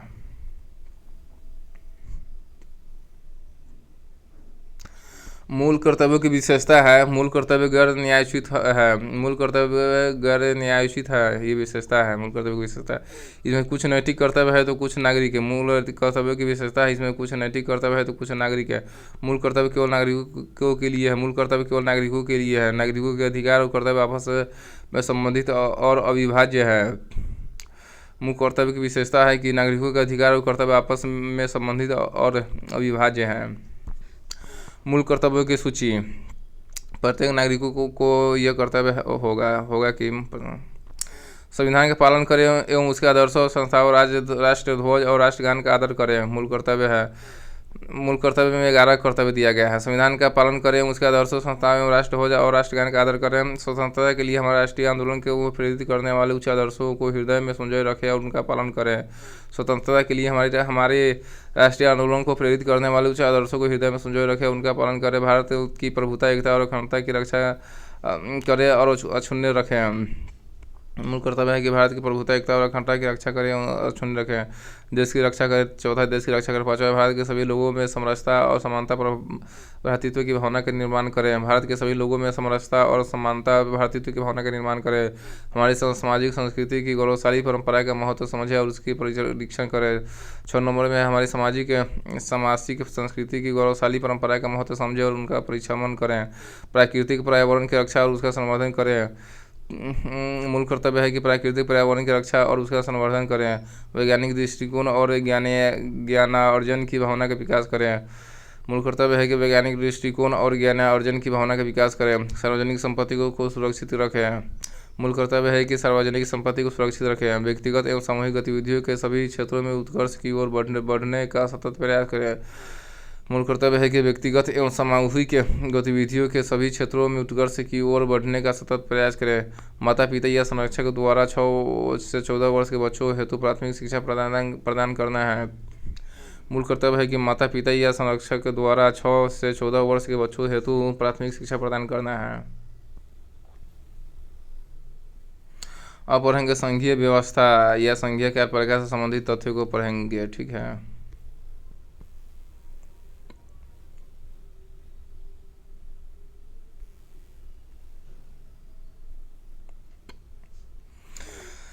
संघीय व्यवस्था सरकार की संसदीय व्यवस्था वह व्यवस्था है जिसमें कार्यपालिका अपनी नीतियों एवं कार्यों के लिए विधायिका के प्रति उत्तरदायी होती है। जैसे उदाहरण के लिए ब्रिटेन और भारत है। सरकार की संसदीय व्यवस्था वह व्यवस्था है जिसमें कार्यपालिका अपनी नीतियों एवं कार्यों के लिए विधायिका के प्रति उत्तरदायी होती है। जैसे ब्रिटेन और भारत है। राष्ट्रपति शासन व्यवस्था में कार्यपालिका अपनी नीतियों एवं कार्यों के लिए विधायिका के प्रति उत्तरदायी नहीं होती है और यह संवैधानिक रूप से अपने कार्यकाल के मामले में विधायिका से स्वतंत्र होती है। उदाहरण अमेरिकी प्रणाली। राष्ट्रपति शासन व्यवस्था में कार्यपालिका अपनी नीतियों एवं कार्यों के लिए विधायिका के प्रति उत्तरदायी नहीं होती और यह संवैधानिक रूप से अपने कार्यकाल के मामले में विधायिका से स्वतंत्र होती है। उदाहरण अमेरिकी प्रणाली। अनुच्छेद 14 और 75 के केंद्र में संसदीय व्यवस्था के उपबंध करते हैं और अनुच्छेद 163 और 164 राज्यों में। अनुच्छेद 74 और 75 केंद्र में संसदीय व्यवस्था का उपबंध करते हैं और अनुच्छेद 163 और 64 राज्यों में संसदीय व्यवस्था का उपबंध करते हैं। अनुच्छेद 74 और 75 केंद्र में संसदीय व्यवस्था का उपबंध करते हैं और अनुच्छेद 163 और अनुच्छेद 164 राज्यों में संसदीय व्यवस्था का उपबंध करते हैं। ठीक है। संसदीय सरकार की विशेषता एवं गुण है। संसदीय सरकार की व्यवस्था एवं गुण नामित एवं वास्तविक कार्यपालिका होती है। संघीय सरकार नामित एवं वास्तविक कार्यपालिका होती है। विधायिका और कार्यपालिका के मध्य सामंजस्य स्थापित करता है संसदीय सरकार। विधायिका और कार्यपालिका के मध्य सामंजस्य स्थापित करता है संसदीय सरकार। बहुमत प्राप्त दल का शासन होता है संसदीय सरकार में। बहुमत प्राप्त दल का शासन होता है संसदीय सरकार में। सामूहिक उत्तरदायित्व, राजनीतिक एकरूपता, दोहरी सदस्यता, प्रधानमंत्री का नेतृत्व, ये सब संसदीय सरकार की विशेषता है। बहुमत प्राप्त दल का शासन, सामूहिक उत्तरदायित्व, राजनीतिक एकरूपता, दोहरी सदस्यता, ये सब संसदीय सरकार की विशेषता है। और प्रधानमंत्री का नेतृत्व करता है संसदीय सरकार। प्रधानमंत्री का नेतृत्व होता है संसदीय सरकार में। निचले सदन का विघटन होता है। निचले सदन का विघटन होता है संसदीय सरकार में। गोपनीयता बनाए रखा जाता है। गोपनीयता बनाए रखा जाता है। इसे विशेषता है। निरंकुशता का प्रतिषेध किया जाता है। निरंकुशता का प्रतिषेध किया जाता है संसदीय सरकार की विशेषता है। वैकल्पिक सरकार की व्यवस्था होती है। वैकल्पिक सरकार की व्यवस्था होती है संसदीय सरकार में। व्यापक प्रतिनिधित्व मिलता है संसदीय सरकार में। व्यापक प्रतिनिधित्व मिलता है संसदीय सरकार में। संसदीय व्यवस्था का दोष है कि अस्थिर सरकार भी हो सकता है, अस्थिर सरकार भी हो सकता है। नीतियों को निश्चितता का अभाव होता है, नीतियों की निश्चितता का अभाव होता है। मंत्रिमंडल की गुंजता देखी जाती है। मंत्रिमंडल की व्यवस्था में शक्ति पृथ्वीकरण के विरुद्ध भी है। संसदीय व्यवस्था शक्ति पृथ्वीकरण के विरुद्ध है। संसदीय व्यवस्था अकुशल व्यक्तियों द्वारा सरकार का संचालन किया जा सकता है। संसदीय व्यवस्था का दोष है, अकुशल व्यक्तियों द्वारा सरकार का संचालन किया जा सकता है। भारत में संसदीय व्यवस्था की स्वीकार्यता के कारण पहले चली आ रही औपनिवेशिक शासन व्यवस्था से निकटता होगा। स्थायित्व के बजाय उत्तरदायित्व को अधिक वरीयता देना होगा। विधायिका और कार्यपालिका के टकराव को रोकना होगा। भारतीय समाज के सम्मिश्रण एवं जटिल प्रकृति होगा। भारत में संसदीय व्यवस्था की स्वीकृति के कारण है पहले चली आ रही औपनिवेशिक शासन व्यवस्था से निपटना होगा, निकटता होगी। स्थायित्व के बजाय उत्तरदायित्व को अधिक वरीयता देना होगा। विधायिका और कार्यपालिका के टकराव को रोकना होगा। भारतीय समाज की मिश्रित एवं जटिल प्रकृति होगी। भारत एवं ब्रिटिश मॉडल में अंतर क्या है? ब्रिटिश राजशाही के स्थान पर भारत में गणतंत्र पद्धति यानी राष्ट्रपति का निर्वाचन होता है। ब्रिटिश राजशाही के स्थान पर भारत में गणतंत्र पद्धति यानी राष्ट्रपति का निर्वाचन होता है। ब्रिटिश व्यवस्था संसद की संप्रभुता के सिद्धांत पर आधारित है, जबकि भारत में संसद सर्वोच्च न होकर लिखित संविधान, संघीय व्यवस्था, न्यायिक समीक्षा और मूल अधिकारों द्वारा प्रतिबंधित है। ब्रिटिश व्यवस्था संसद की संप्रभुता के सिद्धांत पर आधारित है, जबकि भारत में संसद सर्वोच्च न होकर लिखित संविधान, संघीय व्यवस्था, न्यायिक समीक्षा और मूल अधिकारों द्वारा प्रतिबंधित है। ब्रिटिश प्रधानमंत्री को संसद के निचले सदन हाउस ऑफ कॉमन्स का सदस्य होना चाहिए, जबकि भारतीय प्रधानमंत्री संसद के दोनों सदनों में से किसी एक का सदस्य हो सकता है। ब्रिटिश प्रधानमंत्री को संसद के निचले सदन हाउस ऑफ कॉमन्स का सदस्य होना चाहिए, जबकि भारतीय प्रधानमंत्री संसद के दोनों सदनों में से किसी एक का सदस्य हो सकता है। ब्रिटेन में संसद सदस्य बतौर मंत्री नियुक्त होते हैं, जबकि भारत में बिना संसद सदस्यता के कोई भी व्यक्ति 6 महीने तक मंत्री रह सकता है। ब्रिटेन में संसद सदस्य बतौर मंत्री नियुक्त होते हैं, जबकि भारत में बिना संसद सदस्यता कोई भी व्यक्ति मात्र 6 महीने तक ही मंत्री रह सकता है। ब्रिटेन में मंत्रियों की कानूनी जिम्मेदारी होती है, जबकि भारत में ऐसी कोई व्यवस्था नहीं है। ब्रिटेन में मंत्रियों की कानूनी जिम्मेदारी होती है, जबकि भारत में ऐसी कोई व्यवस्था नहीं है। ब्रिटिश कैबिनेट व्यवस्था में शैडो कैबिनेट का प्रावधान है, जबकि भारत में ऐसी कोई संस्था नहीं है। ब्रिटिश कैबिनेट व्यवस्था में शैडो कैबिनेट का प्रावधान है, जबकि भारत में ऐसी कोई संस्था नहीं है। ब्रिटेन में संसद सदन का अध्यक्ष स्पीकर नियुक्ति से पहले पार्टी से इस्तीफा देता है, जबकि भारत में ऐसी व्यवस्था नहीं है। ब्रिटेन में सदन का अध्यक्ष स्पीकर नियुक्ति से पहले पार्टी से इस्तीफा देता है, जबकि भारत में ऐसी व्यवस्था नहीं है।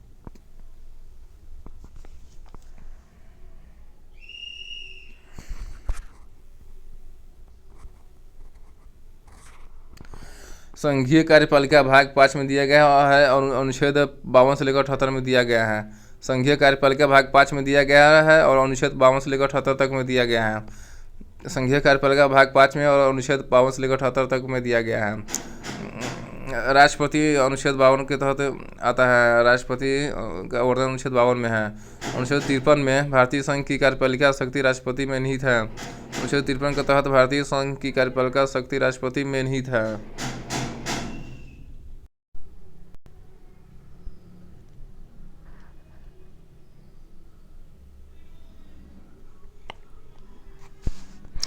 संघीय कार्यपालिका का वर्णन भाग 5 में है और अनुच्छेद 52 से लेकर 78 तक में है। राष्ट्रपति का वर्णन अनुच्छेद 52 में किया गया है। राष्ट्रपति का वर्णन अनुच्छेद 52 में किया गया है। अनुच्छेद 53 में भारतीय संघ की कार्यपालिका शक्ति राष्ट्रपति में निहित है। अनुच्छेद 53 के तहत भारतीय संघ की कार्यपालिका शक्ति राष्ट्रपति में निहित है। राष्ट्रपति नाम मात्र की कार्यपालिका है तथा प्रधानमंत्री वास्तविक कार्यपालिका है। राष्ट्रपति नाम मात्र की कार्यपालिका है तथा प्रधानमंत्री वास्तविक कार्यपालिका है। यह देश का संवैधानिक प्रधान तथा प्रधान नागरिक कहलाता है। राष्ट्रपति देश का संवैधानिक प्रधान तथा प्रथम नागरिक कहलाता है। राष्ट्रपति पद के लिए योग्यता अनुच्छेद 58 में दिया गया है। राष्ट्रपति पद के लिए योग्यता अनुच्छेद 58 में दिया गया है। योग्यता भारत का नागरिक हो, 35 वर्ष की आयु पूर्ण कर चुका हो, लोकसभा का सदस्य निर्वाचित होने की योग्यता रखता हो, राज्य, केंद्र या स्थानीय सरकार में लाभ के पद पर न हो। राष्ट्रपति पद के लिए योग्यता अनुच्छेद 58 के तहत भारत के नागरिक हो, 35 वर्ष की आयु पूर्ण कर चुका हो, लोकसभा का सदस्य निर्वाचित होने की योग्यता हो, राज्य केंद्र स्थानीय सरकार में लाभ के पद पर न हो। राष्ट्रपति से संबंधित अन्य महत्वपूर्ण अनुच्छेद अनुच्छेद 54 के तहत राष्ट्रपति का निर्वाचन एक निर्वाचन मंडल द्वारा राज्यसभा, लोकसभा, राज्य विधानसभा और पांडिचेरी एवं दिल्ली विधानसभा के निर्वाचित सदस्य द्वारा होता है। अनुच्छेद 54 के तहत राष्ट्रपति का निर्वाचन एक निर्वाचन मंडल द्वारा राज्यसभा, लोकसभा, राज्य विधानसभा और पांडिचेरी एवं दिल्ली विधानसभा के निर्वाचित सदस्य द्वारा होता है। अनुच्छेद 55 के तहत राष्ट्रपति के निर्वाचन की रीति अनुपातिक प्रतिनिधित्व के अनुसार एकल संक्रमणीय मत और गुप्त मतदान द्वारा होता है। अनुच्छेद 55 के तहत राष्ट्रपति के निर्वाचन की रीति अनुपातिक प्रतिनिधित्व के अनुसार एकल संक्रमणीय मत और गुप्त मतदान द्वारा होता है। अनुच्छेद 55 के तहत अनुच्छेद 56 के तहत राष्ट्रपति की पदावधि पद ग्रहण करने की तारीख से 5 वर्ष तक का उल्लेख है। अनुच्छेद 56 के तहत राष्ट्रपति की पदावधि है पद ग्रहण करने की तारीख से 5 वर्ष तक। अनुच्छेद 57 के तहत राष्ट्रपति पद के लिए किसी व्यक्ति के पुनः निर्वाचन की पात्रता एक व्यक्ति कितनी भी बार निर्वाचित हो सकता है। अनुच्छेद 57 के तहत राष्ट्रपति पद के लिए किसी व्यक्ति के पुनः निर्वाचन की पात्रता है एक व्यक्ति राष्ट्रपति कितनी भी बार निर्वाचित हो सकता है। अनुच्छेद 59 के तहत राष्ट्रपति पद के लिए शर्तें निर्धारित है। अनुच्छेद 59 के तहत राष्ट्रपति के पद के लिए शर्तें निर्धारित है।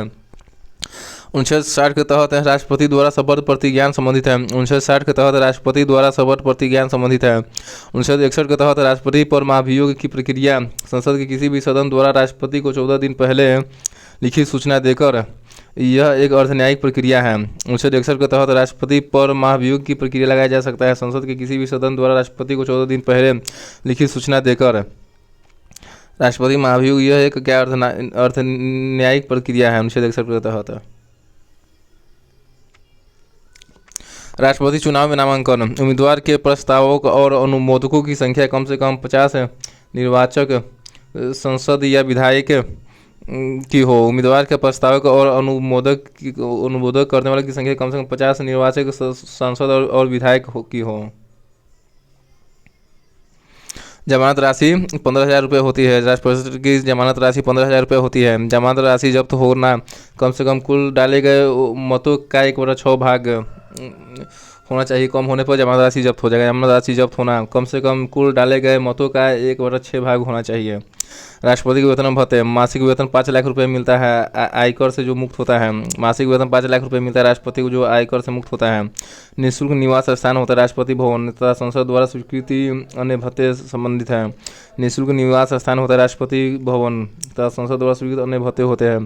कार्यकाल के दौरान वेतन एवं भत्तों में कटौती नहीं हो सकती है। राष्ट्रपति के कार्यकाल के दौरान वेतन भत्तों में कटौती नहीं हो सकती है। राष्ट्रपति को 1.5 लाख रुपये प्रतिमाह पेंशन मिलता है। राष्ट्रपति को 1.5 लाख रुपये प्रतिमाह पेंशन मिलता है। राष्ट्रपति पद की रिक्तता त्याग पद देकर राष्ट्रपति उपराष्ट्रपति को या उपराष्ट्रपति इसकी सूचना लोकसभा अध्यक्ष को देते हैं। राष्ट्रपति त्यागपत्र अपना उपराष्ट्रपति को या उपराष्ट्रपति की सूचना लोकसभा अध्यक्ष को देता है। उच्चतम न्यायालय द्वारा निर्वाचन अवैध घोषित होने पर राष्ट्रपति चुनाव से संबंधित सभी विवादों की जांच सुप्रीम कोर्ट में होता है तथा उसका फैसला अंतिम होता है। उच्चतम न्यायालय द्वारा निर्वाचन अवैध घोषित होने पर राष्ट्रपति चुनाव से संबंधित सभी विवादों की जांच सुप्रीम कोर्ट में होता है तथा उसका फैसला अंतिम होता है। महाभियोग प्रक्रिया द्वारा हटाने पर होती है। राष्ट्रपति की रिक्तता कब होती है? महाभियोग प्रक्रिया द्वारा हटाने पर, जब राष्ट्रपति की मृत्यु हो जाए। जब राष्ट्रपति की मृत्यु होने पर भी रिक्तता होती है।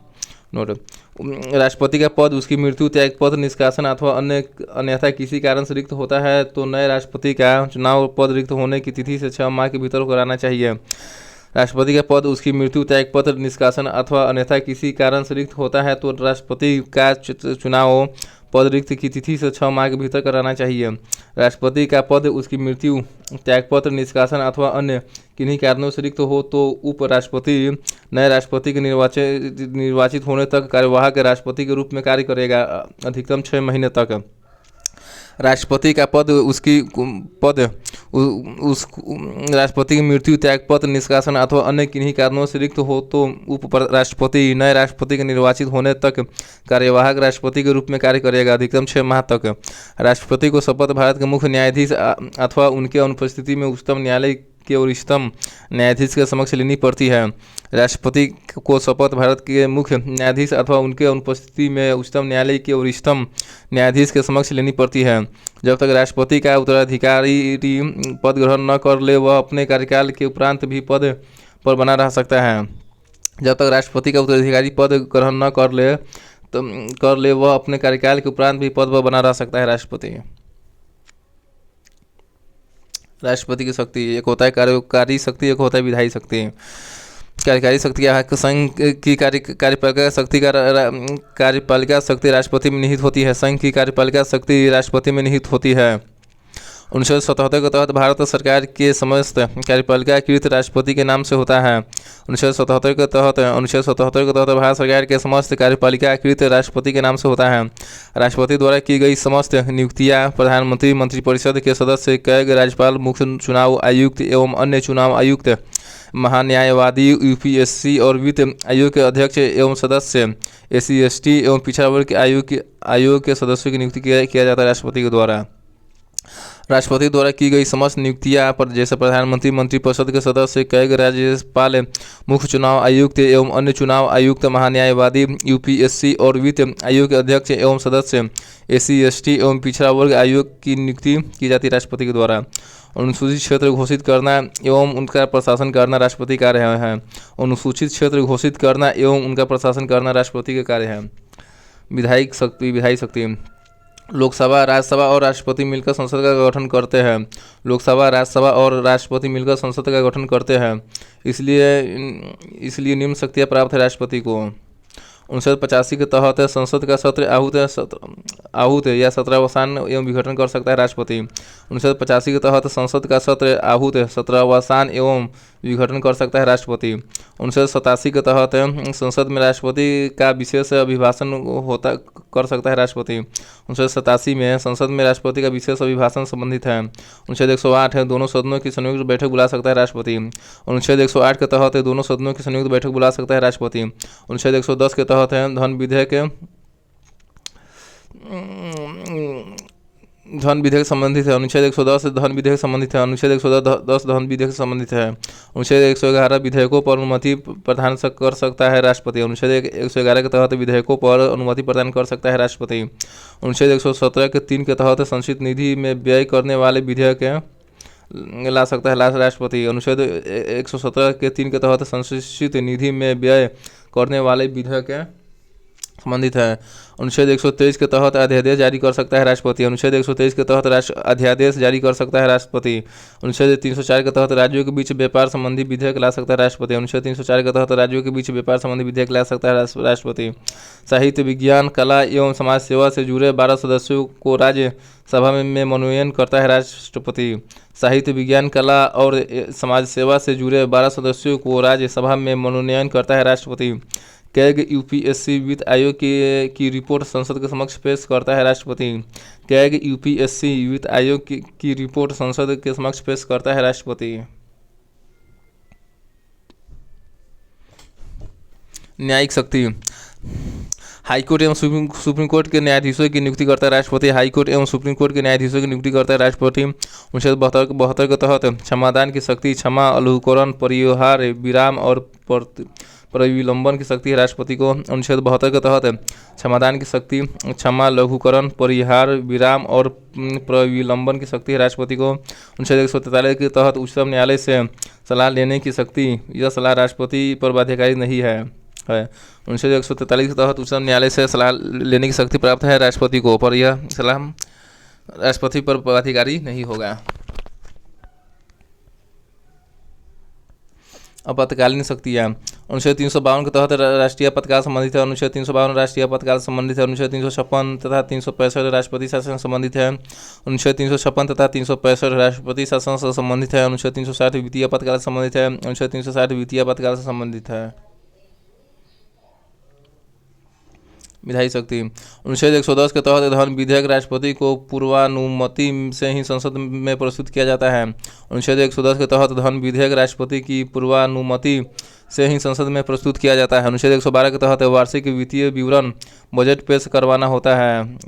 अनुच्छेद 112 के तहत वार्षिक वित्तीय विवरण बजट पेश करवाना होता है राष्ट्रपति को। अनुच्छेद 267 के तहत राष्ट्रपति की पूर्वानुमति से ही आकस्मिक निधि से व्यय होता किया जाता है। अनुच्छेद 267 के तहत राष्ट्रपति की पूर्वानुमति से ही आकस्मिक निधि से व्यय किया जाता है। अनुच्छेद 280 के तहत वित्त आयोग के गठन से संबंधित है। अनुच्छेद 280 वित्त आयोग के गठन से संबंधित है, राष्ट्रपति कर सकता है। अनुदान की मांग हेतु सिफारिश कर सकता है। अनुदान की मांग हेतु सिफारिश कर सकता है राष्ट्रपति। कुछ शक्तियाँ। अंतर्राष्ट्रीय संधि और समझौतों राष्ट्रपति के नाम से संपन्न होता है। अंतर्राष्ट्रीय संधियाँ और समझौते राष्ट्रपति के नाम से संपन्न होता है। अंतर्राष्ट्रीय मंचों एवं मामलों में भारत का प्रतिनिधि होते हैं राष्ट्रपति। अंतर्राष्ट्रीय मंचों एवं मामलों में भारत के प्रतिनिधि होते हैं राष्ट्रपति। राजदूतों व उच्चायुक्तों की विदेश में नियुक्ति एवं उनका स्वागत करता है राष्ट्रपति। राजदूतों व उच्चायुक्तों की विदेश में नियुक्ति एवं उनका स्वागत करता है राष्ट्रपति। राष्ट्रपति की क्षमादान की शक्ति। राष्ट्रपति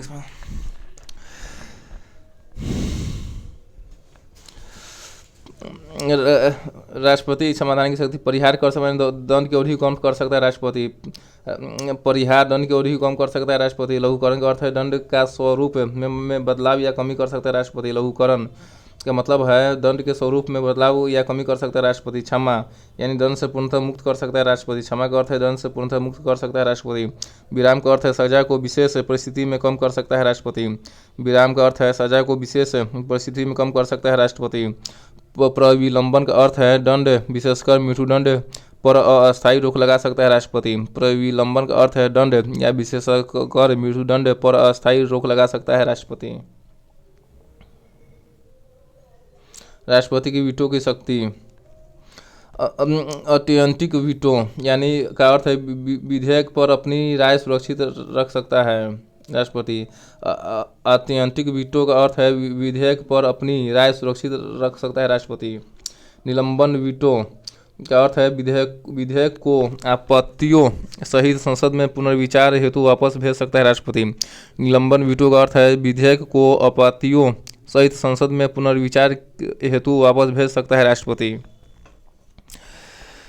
पॉकेट वीटो यानी जेबी निषेधाधिकार का अर्थ है विधेयक पर कोई निर्णय नहीं कर सकता है राष्ट्रपति।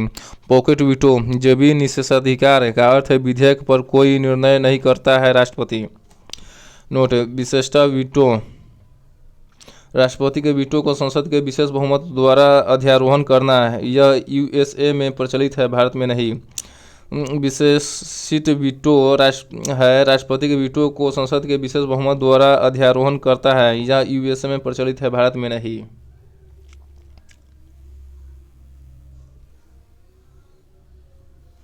परीक्षा उपयोगी जानकारी। राष्ट्रपति सैन्य न्यायालय द्वारा दी गई सजा को क्षमा कर सकता है, राज्यपाल नहीं। राष्ट्रपति सैन्य न्यायालय द्वारा दी गई सजा को क्षमा कर सकता है पर राज्यपाल नहीं कर सकता है। राष्ट्रपति सैन्य न्यायालय द्वारा दी गई सजा को क्षमा कर सकता है पर राज्यपाल नहीं। राष्ट्रपति मृत्यु दंड को क्षमा कर सकता है पर राज्यपाल नहीं। राष्ट्रपति मृत्यु दंड को क्षमा कर सकता है पर राज्यपाल नहीं। कूपर केस 1970 के तहत में सुप्रीम कोर्ट ने निर्णय दिया कि राष्ट्रपति द्वारा जारी अध्यादेश की न्यायिक समीक्षा की जा सकती है। कूपर केस 1970 में सुप्रीम कोर्ट ने निर्णय दिया कि राष्ट्रपति द्वारा जारी अध्यादेश को न्यायिक समीक्षा की जा सकती है।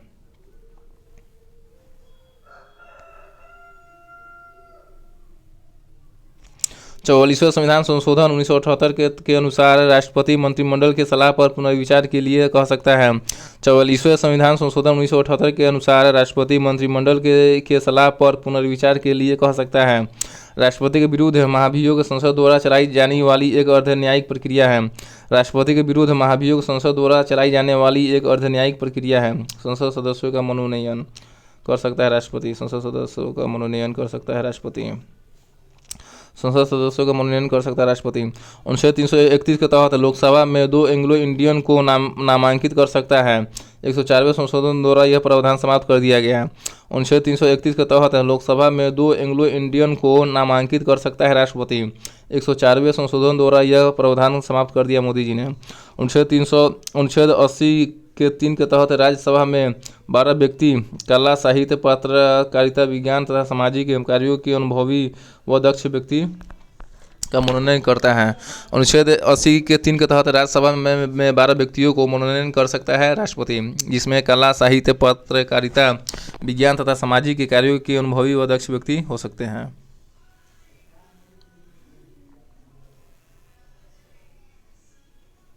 क्या आप जानते हैं 1986 में राष्ट्रपति ज्ञानी जैली सिंह द्वारा भारतीय डाक संशोधन अधिनियम पर पॉकेट वीटो का प्रयोग हुआ था। 1986 में राष्ट्रपति ज्ञानी जैल सिंह द्वारा भारतीय डाक संशोधन अधिनियम पर पॉकेट वीटो का प्रयोग हुआ था। दल बदल के आधार पर संसदों की अयोग्यता का निर्णय लोकसभा अध्यक्ष या राज्यसभा सभापति करते हैं। दल बदल के आधार पर संसदों की अयोग्यता का निर्णय लोकसभा अध्यक्ष या राज्यसभा सभापति करते हैं। दल बदल के आधार पर संसदों की अयोग्यता का निर्णय लोकसभा अध्यक्ष या राज्यसभा सभापति करते हैं। राष्ट्रपति संसद सदस्यों की अयोग्यता का निर्णय चुनाव आयोग के सलाह पर कर सकते हैं। राष्ट्रपति संसद सदस्यों की अयोग्यता का निर्णय चुनाव आयोग की सिफारिश पर कर सकता है। राष्ट्रपति या उपराष्ट्रपति का पद लाभ का पद नहीं माना जाता है। राष्ट्रपति या उपराष्ट्रपति का पद लाभ का पद नहीं माना जाता है। राष्ट्रपति के पश्चात पर्यंत पद धारण करने वाली अधिकारी संघ के मंत्री, राज्यपाल, महान्यायवादी हो सकता है। राष्ट्रपति के पश्चात पर्यंत पद धारण करने वाली अधिकारी संघ के मंत्री, राज्यपाल, महान्यायवादी हो सकता है। राष्ट्रपति की परिस्थितीय विलय, विवेक, स्वतंत्रता। राष्ट्रपति की परिस्थितीय विवेक, स्वतंत्रता। यद्यपि राष्ट्रपति के पास कोई संवैधानिक विवेक या स्वतंत्रता नहीं है, परंतु उसके पास कुछ परिस्थितीय विवेक, स्वतंत्रता है, जिनका प्रयोग वह निम्न परिस्थितियों में बिना मंत्रिमंडल की सलाह पर कर सकता है। लोकसभा में किसी भी दल के पास स्पष्ट बहुमत न होने पर अथवा जब प्रधानमंत्री की अचानक मृत्यु हो जाए तथा उसका कोई स्पष्ट उत्तराधिकारी न हो तो वह प्रधानमंत्री की नियुक्ति करता है। वह मंत्रिमंडल को विघटित कर सकता है या वह सदन में विश्वास मत सिद्ध न कर सके। वह लोकसभा को विघटित कर सकता है यदि मंत्रिमंडल ने अपना बहुमत खो दिया हो।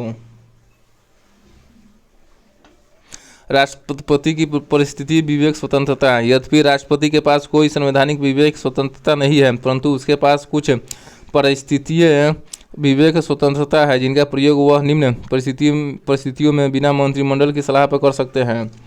1 नंबर में लोकसभा में किसी भी दल के पास स्पष्ट बहुमत न होने पर अथवा जब प्रधानमंत्री की अचानक मृत्यु हो जाए तथा उसकी कोई स्पष्ट अधिकारी न हो तो वह प्रधानमंत्री की नियुक्ति करता है राष्ट्रपति। वह राष्ट्रपति मंत्रिमंडल को विघटित कर सकता है या वह सदन में विश्वास मत सिद्ध न कर सके। राष्ट्रपति लोकसभा को विघटित कर सकता है यदि मंत्रिमंडल ने अपना बहुमत खो दिया हो।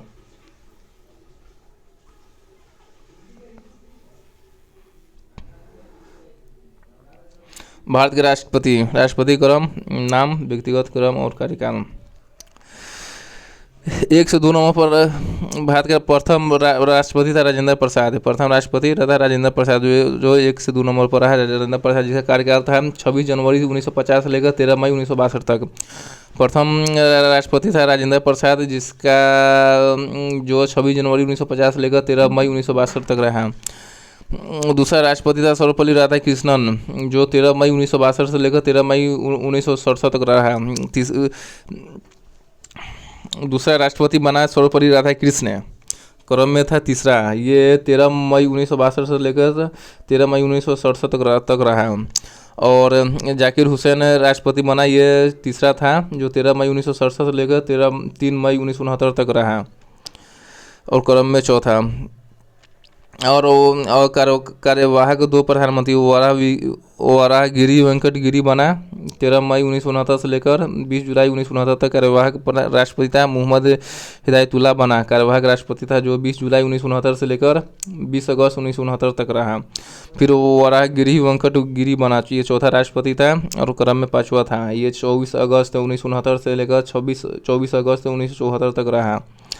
फिर बना फरुखुद्दीन अली अहमद, ये 5वां राष्ट्रपति था, 24 अगस्त 1974 से लेकर 11 फरवरी 1977 तक।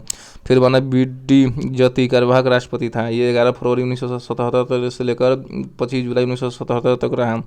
फिर 7वां राष्ट्रपति बना नीलम संजीव रेड्डी, ये 6ठा क्रम में था और ये 25 जुलाई 1977 से लेकर 25 जुलाई 1982 तक रहा। फिर बना ज्ञानी जैल सिंह, ज्ञानी जल सी सत्वा था, 25 जुलाई 1982 से लेकर 25 जुलाई 1987 तक रहा। फिर आर वेंकटमणि बना जो 1987 से लेकर 1992 तक रहा राष्ट्रपति, 8वां राष्ट्रपति।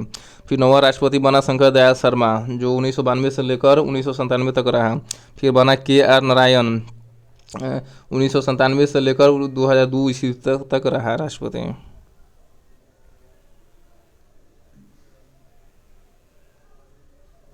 फिर बना 12वां राष्ट्रपति APJ अब्दुल कलाम जो 25 जुलाई 2002 से लेकर 2007 तक रहा। फिर बना प्रतिभा देवी सिंह पाटिल 2007 से लेकर 2012 तक रहा।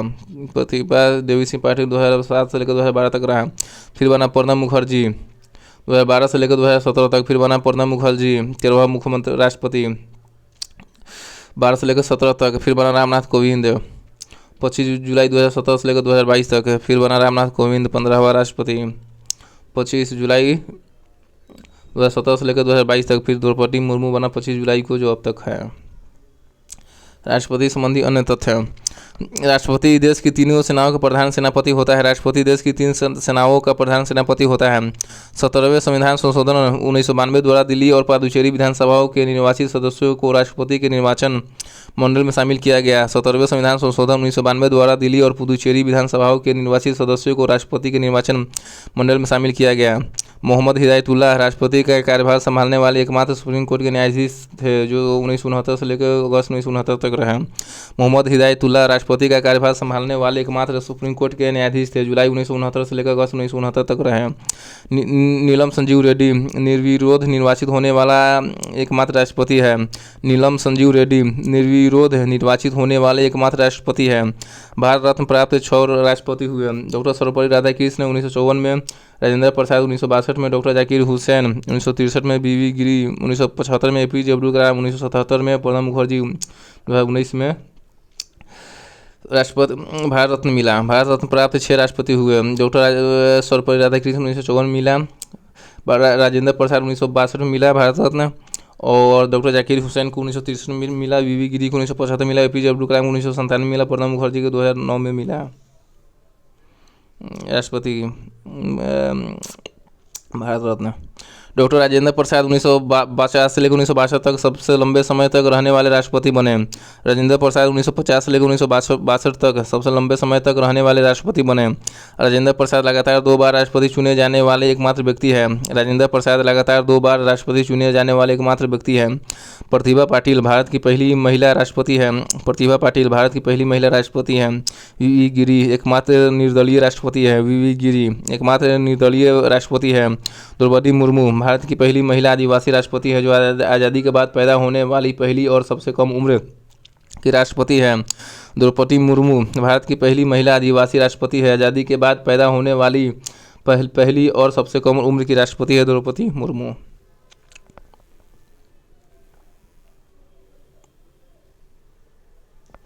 उपराष्ट्रपति का वर्णन अनुच्छेद 63 में है। उपराष्ट्रपति का वर्णन अनुच्छेद 63 में है। देश का दूसरा सर्वोच्च पद अमेरिका के उपराष्ट्रपति की तर्ज पर बनाया गया है। देश का दूसरा सर्वोच्च पद अमेरिका के उपराष्ट्रपति की तर्ज पर बनाया गया है। उपराष्ट्रपति का पोस्ट है। उपराष्ट्रपति का वर्णन अनुच्छेद 63 में है। उपराष्ट्रपति कार्य है। उपराष्ट्रपति राज्यसभा का पदेन सभापति होता है, अनुच्छेद 64 और अनुच्छेद 79 के तहत। उपराष्ट्रपति राज्यसभा का पदेन सभापति होता है, अनुच्छेद 64 और अनुच्छेद 89 के तहत। उपराष्ट्रपति राज्यसभा का पदेन सभापति होता है, अनुच्छेद 64 और अनुच्छेद 89 के तहत। यह राज्यसभा का सदस्य नहीं होता है, अतः इसे मतदान अधिकार नहीं है। उपराष्ट्रपति राज्यसभा का सदस्य नहीं होता है, अतः इसे मतदान अधिकार नहीं है, किंतु सभापति के रूप में निर्णायक मत दे सकता है। राष्ट्रपति। उपराष्ट्रपति राष्ट्रपति के त्यागपत्र, निष्कासन, मृत्यु आदि परिस्थिति में कार्यवाहक राष्ट्रपति के रूप में कार्य करता है। उपराष्ट्रपति। राष्ट्रपति के त्यागपत्र, निष्कासन, मृत्यु आदि स्थिति में कार्यवाहक राष्ट्रपति के रूप में कार्य करता है उपराष्ट्रपति, किंतु सभापति के रूप में निर्णायक मत दे सकता है उपराष्ट्रपति। कार्यवाहक राष्ट्रपति के रूप में कार्य करने के दौरान उपराष्ट्रपति राज्यसभा का सभापति नहीं होता। इस अवधि में उसके कार्यों का निर्वाह उपसभापति द्वारा किया जाता है। कार्यवाहक राष्ट्रपति के रूप में कार्य करने के दौरान उपराष्ट्रपति राज्यसभा का सभापति नहीं होता। इस अवधि में उसके कार्यों का निर्वाह उपसभापति द्वारा किया जाता है। उपराष्ट्रपति का शपथ अनुच्छेद 69 के तहत राष्ट्रपति या इस कृत्य के लिए नियुक्त व्यक्ति करते हैं। उपराष्ट्रपति का शपथ अनुच्छेद 69 के तहत राष्ट्रपति या इस कृत्य के लिए नियुक्त व्यक्ति करते हैं। उपराष्ट्रपति के पदावधि पद ग्रहण करने की तिथि से 5 वर्ष अनुच्छेद 67 के तहत कितनी ही बार पुनर्निर्वाचन हो सकता है। पदावधि है उपराष्ट्रपति का पद ग्रहण करने की तिथि से 5 वर्ष अनुच्छेद 67 के तहत कितनी ही बार पुनर्निर्वाचन हो सकता है। उपराष्ट्रपति का परिलब्धियाँ वेतन राज्यसभा के सभापति के रूप में वेतन 2018 में संसद ने 4 लाख प्रति माह पेंशन वेतन का 50% एवं संसद द्वारा अन्य भत्ते हैं। उपराष्ट्रपति की परिलब्धियाँ है वेतन राज्यसभा के सभापति के रूप में वेतन 2018 में संसद ने 4 लाख प्रति माह तय किया और पेंशन वेतन का 50% एवं संसद द्वारा तय अन्य भत्ते भी मिलता है।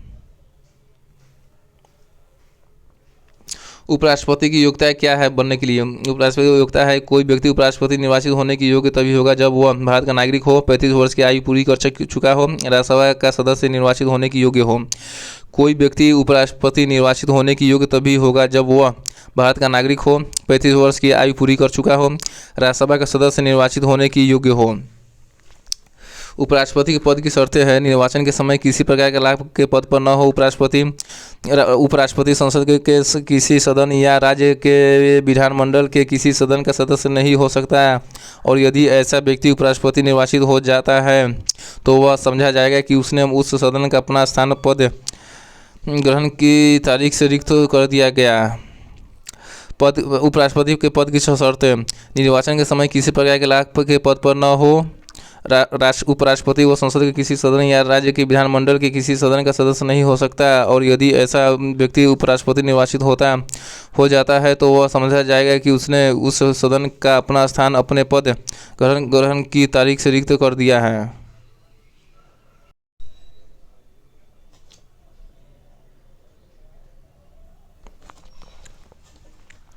राष्ट्रपति का निर्वाचन परोक्ष रूप से संसद के दोनों सदनों के निर्वाचित एवं मनोनीत सदस्यों द्वारा होता है। अनुच्छेद 66 के 1 के द्वारा परोक्ष रूप से संसद के दोनों सदनों के निर्वाचित एवं मनोनीत सदस्यों द्वारा होता है। अनुच्छेद 66 के 1 के तहत उपराष्ट्रपति क्या है। अनुपातिक प्रतिनिधित्व पद्धति के अनुसार एकल संक्रमणीय मत द्वारा होता है उपराष्ट्रपति का निर्वाचन। अनुपातिक प्रतिनिधित्व पद्धति के अनुसार एकल संक्रमणीय मत द्वारा होता है उपराष्ट्रपति का निर्वाचन। गुप्त मतदान होता है। चुनाव के नामांकन के लिए कम से कम 20 प्रस्तावक तथा 20 अनुमोदक होने चाहिए। जमानत राशि 15,000 होते हैं। उपराष्ट्रपति का गुप्त मतदान होता है। चुनाव के नामांकन के लिए कम से कम 20 प्रस्तावक तथा 20 अनुमोदक होने चाहिए। जमानत राशि 15,000 रुपये का होता है। उपराष्ट्रपति के चुनाव से संबंधित सभी विवादों की जाँच एवं निर्णय सुप्रीम कोर्ट द्वारा किया जाता है। उपराष्ट्रपति के चुनाव से संबंधित सभी विवादों की जाँच एवं निर्णय सुप्रीम कोर्ट के द्वारा किया जाता है। पद की रिक्तता 5 वर्षीय पदावधि की समाप्ति पर उपराष्ट्रपति का पद खाली हो जाता है। 5 वर्षीय पदावधि की समाप्ति पर राष्ट्रपति को त्यागपत्र देकर भी समाप्त किया जा सकता है। उपराष्ट्रपति चाहे तो राष्ट्रपति को त्यागपत्र देकर पद रिक्त कर सकता है। बर्खास्ती द्वारा उपराष्ट्रपति का पद रिक्त हो सकता है। बर्खास्ती द्वारा उपराष्ट्रपति की मृत्यु होने पर पद रिक्त हो सकता है। उपराष्ट्रपति की मृत्यु होने पर यदि वह पद ग्रहण करने के अयोग्य अथवा उसका निर्वाचन अवैध घोषित हो तो पद रिक्त हो सकता है। यदि वह पद ग्रहण करने के अयोग्य अथवा उसका निर्वाचन अवैध घोषित हो तो पद रिक्त हो सकता है। उपराष्ट्रपति का वेतन भारत में संचित निधि पर भारित होता है। उपराष्ट्रपति का वेतन भारत के संचित निधि पर भारित होता है। प्रथम उपराष्ट्रपति डॉक्टर राजेंद्र प्रसाद था। 1952 से 1962 तक रहा। प्रथम उपराष्ट्रपति डॉक्टर राधाकृष्ण रहा। 1952 से लेकर 1962 तक। दूसरा उपराष्ट्रपति डॉक्टर जाकिर हुसैन रहा। 1962 से लेकर 1967 तक।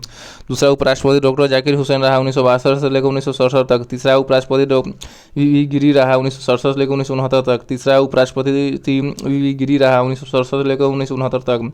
चौथा उपराष्ट्रपति गोपाल स्वरूप पाठक रहा। 1969 से लेकर 1974 तक। पांचवा वी डी जति रहा उपराष्ट्रपति। 1974 से लेकर 1979 तक। छठा उपराष्ट्रपति न्यायमूर्ति मोहम्मद हिदायतुल्लाह रहा 1979 से लेकर 1984 तक। सातवां उपराष्ट्रपति आर वेंकटरमन रहा 1984 से लेकर 1987 तक। आठवां उपराष्ट्रपति डॉक्टर शंकर दयाल शर्मा रहा 1987 से लेकर 92 तक। नौवां उपराष्ट्रपति के आर नारायण रहा 1992 से लेकर 97 तक। 10वां उपराष्ट्रपति कृष्णकांत रहा 1997 से लेकर 2000 तक। 11वां उपराष्ट्रपति भैरों सिंह शेखावत रहा 2002 से लेकर 7 तक। 12वां उपराष्ट्रपति हमीद अंसारी रहा 2007 से लेकर 2017 तक। 13वां उपराष्ट्रपति एम वेंकैया नायडू रहा 2017 से लेकर 2022 तक। फिर चौथा उपराष्ट्रपति जगदीप धनखड़ रहा 2022 से लेकर अब तक है। अभी उपराष्ट्रपति है जगदीप धनखड़ 2022 से लेकर अब तक। 14वां उपराष्ट्रपति है जगदीप धनखड़ 2022 से लेकर अब तक। 13वां उपराष्ट्रपति है एम वेंकैया नायडू 2017 से लेकर अब तक है। ऐसे उपराष्ट्रपति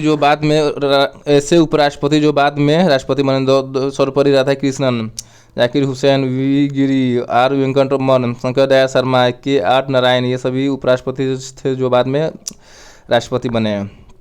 Sarvepalli Radhakrishnan, Zakir Hussain, V Giri, R Venkataraman, Shankar Dayal Sharma, K R Narayan, ये ऐसे उपराष्ट्रपति हैं जो बाद में राष्ट्रपति बने। केंद्रीय मंत्रिपरिषद है। केंद्रीय मंत्रिपरिषद में प्रधानमंत्री अध्यक्ष होता है, कैबिनेट मंत्री होता है और राज्य मंत्री स्वतंत्र प्रभार होता है, राज्य मंत्री होता है और उप मंत्री होता है। केंद्रीय मंत्रिपरिषद में प्रधानमंत्री अध्यक्ष होता है, कैबिनेट मंत्री होता है। केंद्रीय मंत्रिपरिषद में राज्य मंत्री स्वतंत्र प्रभार के होता है और राज्य मंत्री होता है और उप मंत्री होता है।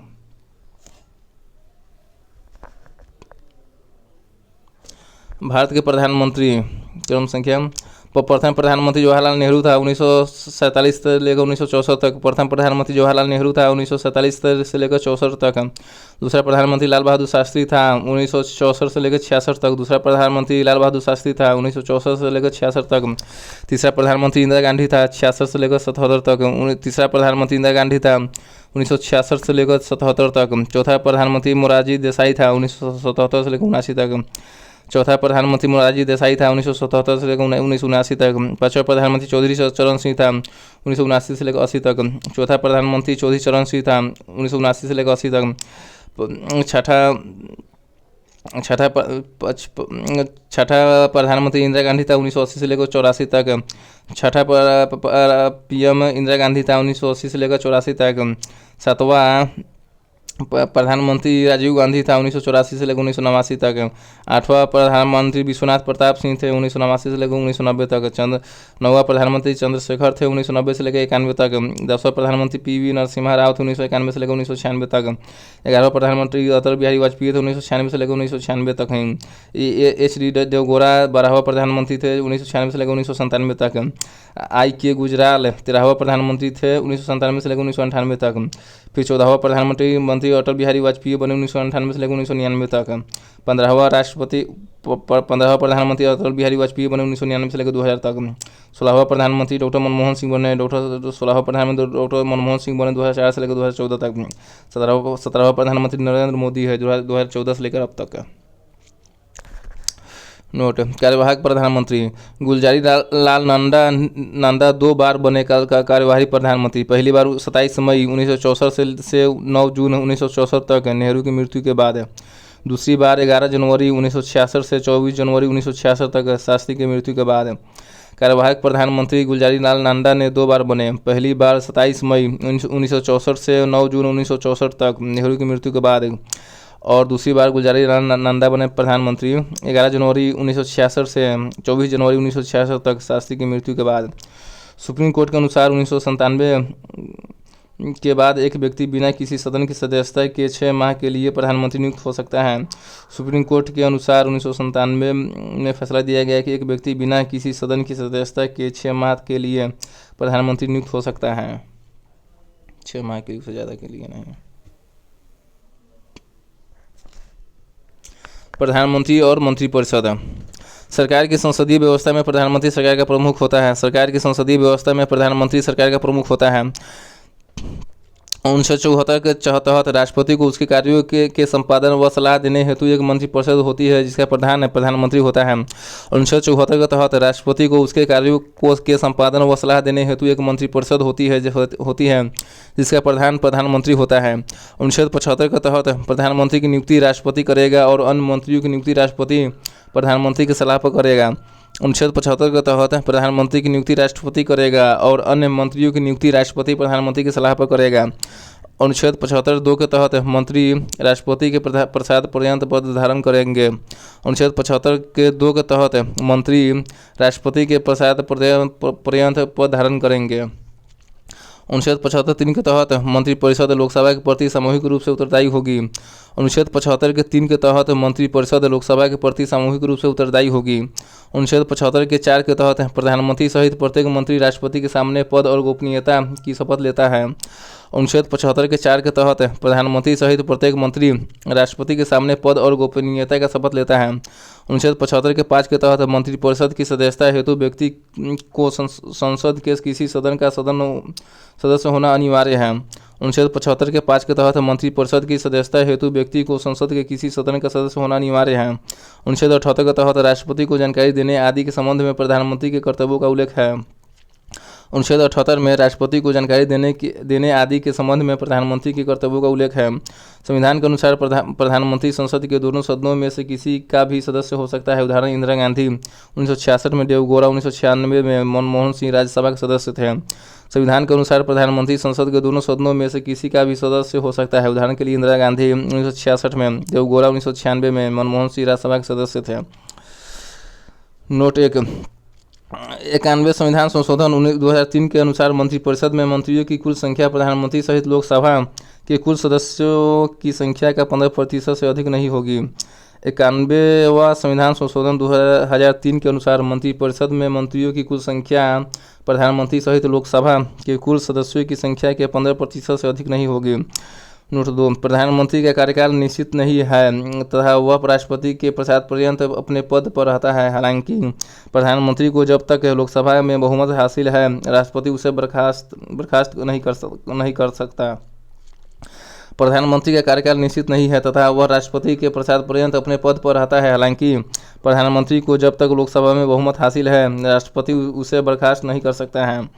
नोट 3, अनुच्छेद 352 के खंड 3 में मंत्रिपरिषद शब्द का प्रयोग किया गया है। अनुच्छेद 352 के खंड 3 में मंत्रिमंडल शब्द का प्रयोग किया गया है। अनुच्छेद 352 के खंड 3 में मंत्रिमंडल शब्द का प्रयोग किया गया है। प्रधानमंत्री के वेतन और भत्ते संसद द्वारा निर्धारण किया जाता है। प्रधानमंत्री के वेतन और भत्ते संसद द्वारा निर्धारण किया जाता है। वह संसद सदस्य को प्राप्त होने वाले वेतन और भत्ते प्राप्त करता है। प्रधानमंत्री संसद सदस्य को प्राप्त होने वाले वेतन और भत्ते प्राप्त करता है। प्रधानमंत्री कार्य एवं शक्तियाँ, वो लोकसभा का नेता होता है तथा मंत्रिपरिषद का प्रमुख होता है। प्रधानमंत्री लोकसभा का नेता होता है तथा मंत्रिपरिषद का प्रमुख होता है। राष्ट्रपति को संसद का सत्र आहूत करने एवं सत्रावसान का परामर्श देता है प्रधानमंत्री। राष्ट्रपति को संसद का सत्र आहूत करने एवं सत्रावसान का परामर्श देता है प्रधानमंत्री। राष्ट्रपति को लोकसभा विघटित करने की सिफारिश करता है प्रधानमंत्री। राष्ट्रपति को लोकसभा विघटित करने की सिफारिश करता है प्रधानमंत्री।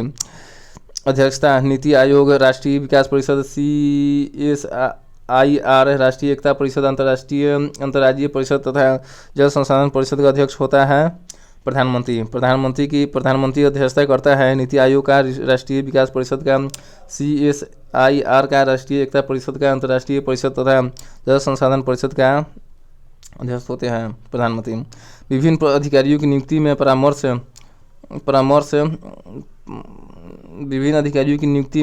देता है प्रधानमंत्री। महान्यायवादी, कैग, UPSC, CBI प्रमुख आदि इत्यादि में। प्रमुख अधिकारियों की नियुक्ति में परामर्श देता है प्रधानमंत्री। महान्यायवादी, कैग, UPSC, CBI प्रमुख इत्यादि में। मंत्रिमंडलीय समितियों की अध्यक्षता करते हैं प्रधानमंत्री। नियुक्ति समिति, आर्थिक मामलों की समिति, राजनीतिक मामलों की समिति, निवेश और विकास पर समिति तथा रोजगार और कौशल विकास पर मंत्रिमंडल समिति की अध्यक्षता करते हैं प्रधानमंत्री। मंत्रिमंडलीय समितियों की अध्यक्षता करते हैं प्रधानमंत्री। नियुक्ति समिति, आर्थिक मामलों की समिति, राजनीतिक मामलों की समिति, निवेश और विकास पर समिति तथा रोजगार और कौशल विकास पर मंत्रिमंडलीय समिति की अध्यक्षता करते हैं क्या प्रधानमंत्री।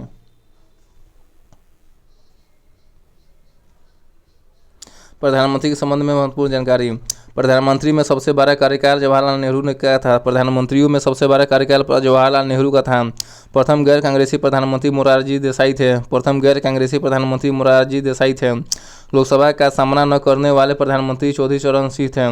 लोकसभा का सामना न करने वाले प्रधानमंत्री चौधरी चरण सिंह थे। अविश्वास प्रस्ताव के द्वारा हटाए जाने वाले प्रथम प्रधानमंत्री वी.पी. सिंह थे। अविश्वास प्रस्ताव के द्वारा हटाए जाने वाले प्रथम प्रधानमंत्री वी.पी. सिंह थे। पद ग्रहण करने के समय किसी भी सदन के सदस्य नहीं थे नरसिम्हा राव। पद ग्रहण करने के समय किसी भी सदन के सदस्य नहीं थे नरसिम्हा राव। सबसे छोटा कार्यकाल 13 दिन का अटल बिहारी वाजपेयी का था। सबसे छोटा कार्यकाल प्रधानमंत्री का 13 दिन का अटल बिहारी वाजपेयी का था।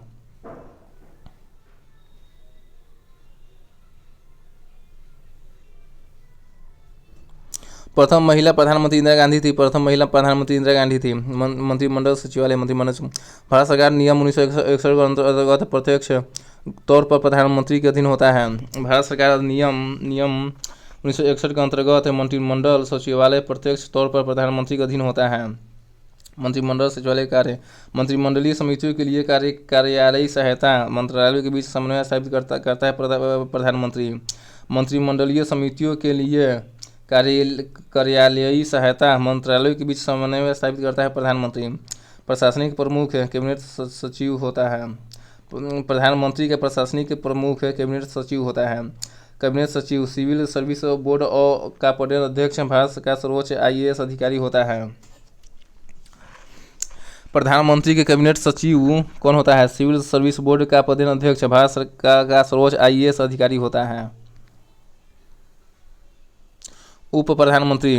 भारतीय संविधान में उप प्रधानमंत्री की कोई व्यवस्था नहीं है। भारतीय संविधान में उप प्रधानमंत्री की कोई व्यवस्था नहीं है। उप प्रधानमंत्री का पद सत्ताधारी दलों द्वारा समय समय पर सृजित किया गया है। उप प्रधानमंत्री का पद सत्ताधारी दलों द्वारा समय समय पर सृजित किया गया है। उप प्रधानमंत्री कार्य है सरकार में प्रधानमंत्री के बाद दूसरा स्थान। प्रधानमंत्री की अनुपस्थिति में उसके समक्ष दायित्वों का निर्वहन करना। उप प्रधानमंत्री का कार्य है सरकार में प्रधानमंत्री के बाद दूसरा स्थान। प्रधानमंत्री की अनुपस्थिति में उसके समक्ष दायित्वों का निर्वहन करना है। अब तक कुल 7 बार नियुक्त हुए हैं उप प्रधानमंत्री। उप प्रधानमंत्री। भारत के प्रथम उप प्रधानमंत्री सरदार वल्लभ भाई पटेल थे जो 1947 से 50 तक रहे। भारत के प्रथम उप प्रधानमंत्री सरदार वल्लभ भाई पटेल रहे 1947 से लेकर 1950 तक। दूसरे उप प्रधानमंत्री मोरारजी देसाई बने 1967 से लेकर 1969 तक। दूसरे उप प्रधानमंत्री मोरारजी देसाई बने 1967 से लेकर 1969 तक। 1977 में मोरारजी देसाई की सरकार ने 2 उप प्रधानमंत्री चौधरी चरण सिंह और जगजीवन राम थे। 1977 में मोरारजी देसाई की सरकार में 2 उप प्रधानमंत्री चौधरी चरण सिंह और जगजीवन राम थे। चौधरी चरण सिंह सरकार में YV चौहान उप प्रधानमंत्री बने। चौधरी चरण सिंह के सरकार में YV चौहान उप प्रधानमंत्री बने। VP सिंह सरकार में चौधरी देवीलाल उप प्रधानमंत्री बने। VP सिंह के सरकार में चौधरी देवीलाल उप प्रधानमंत्री बने। वाजपेयी सरकार में 2002 में लाल कृष्ण आडवाणी उप प्रधानमंत्री बने। वाजपेयी सरकार में 2002 में लाल कृष्ण आडवाणी उप प्रधानमंत्री बने।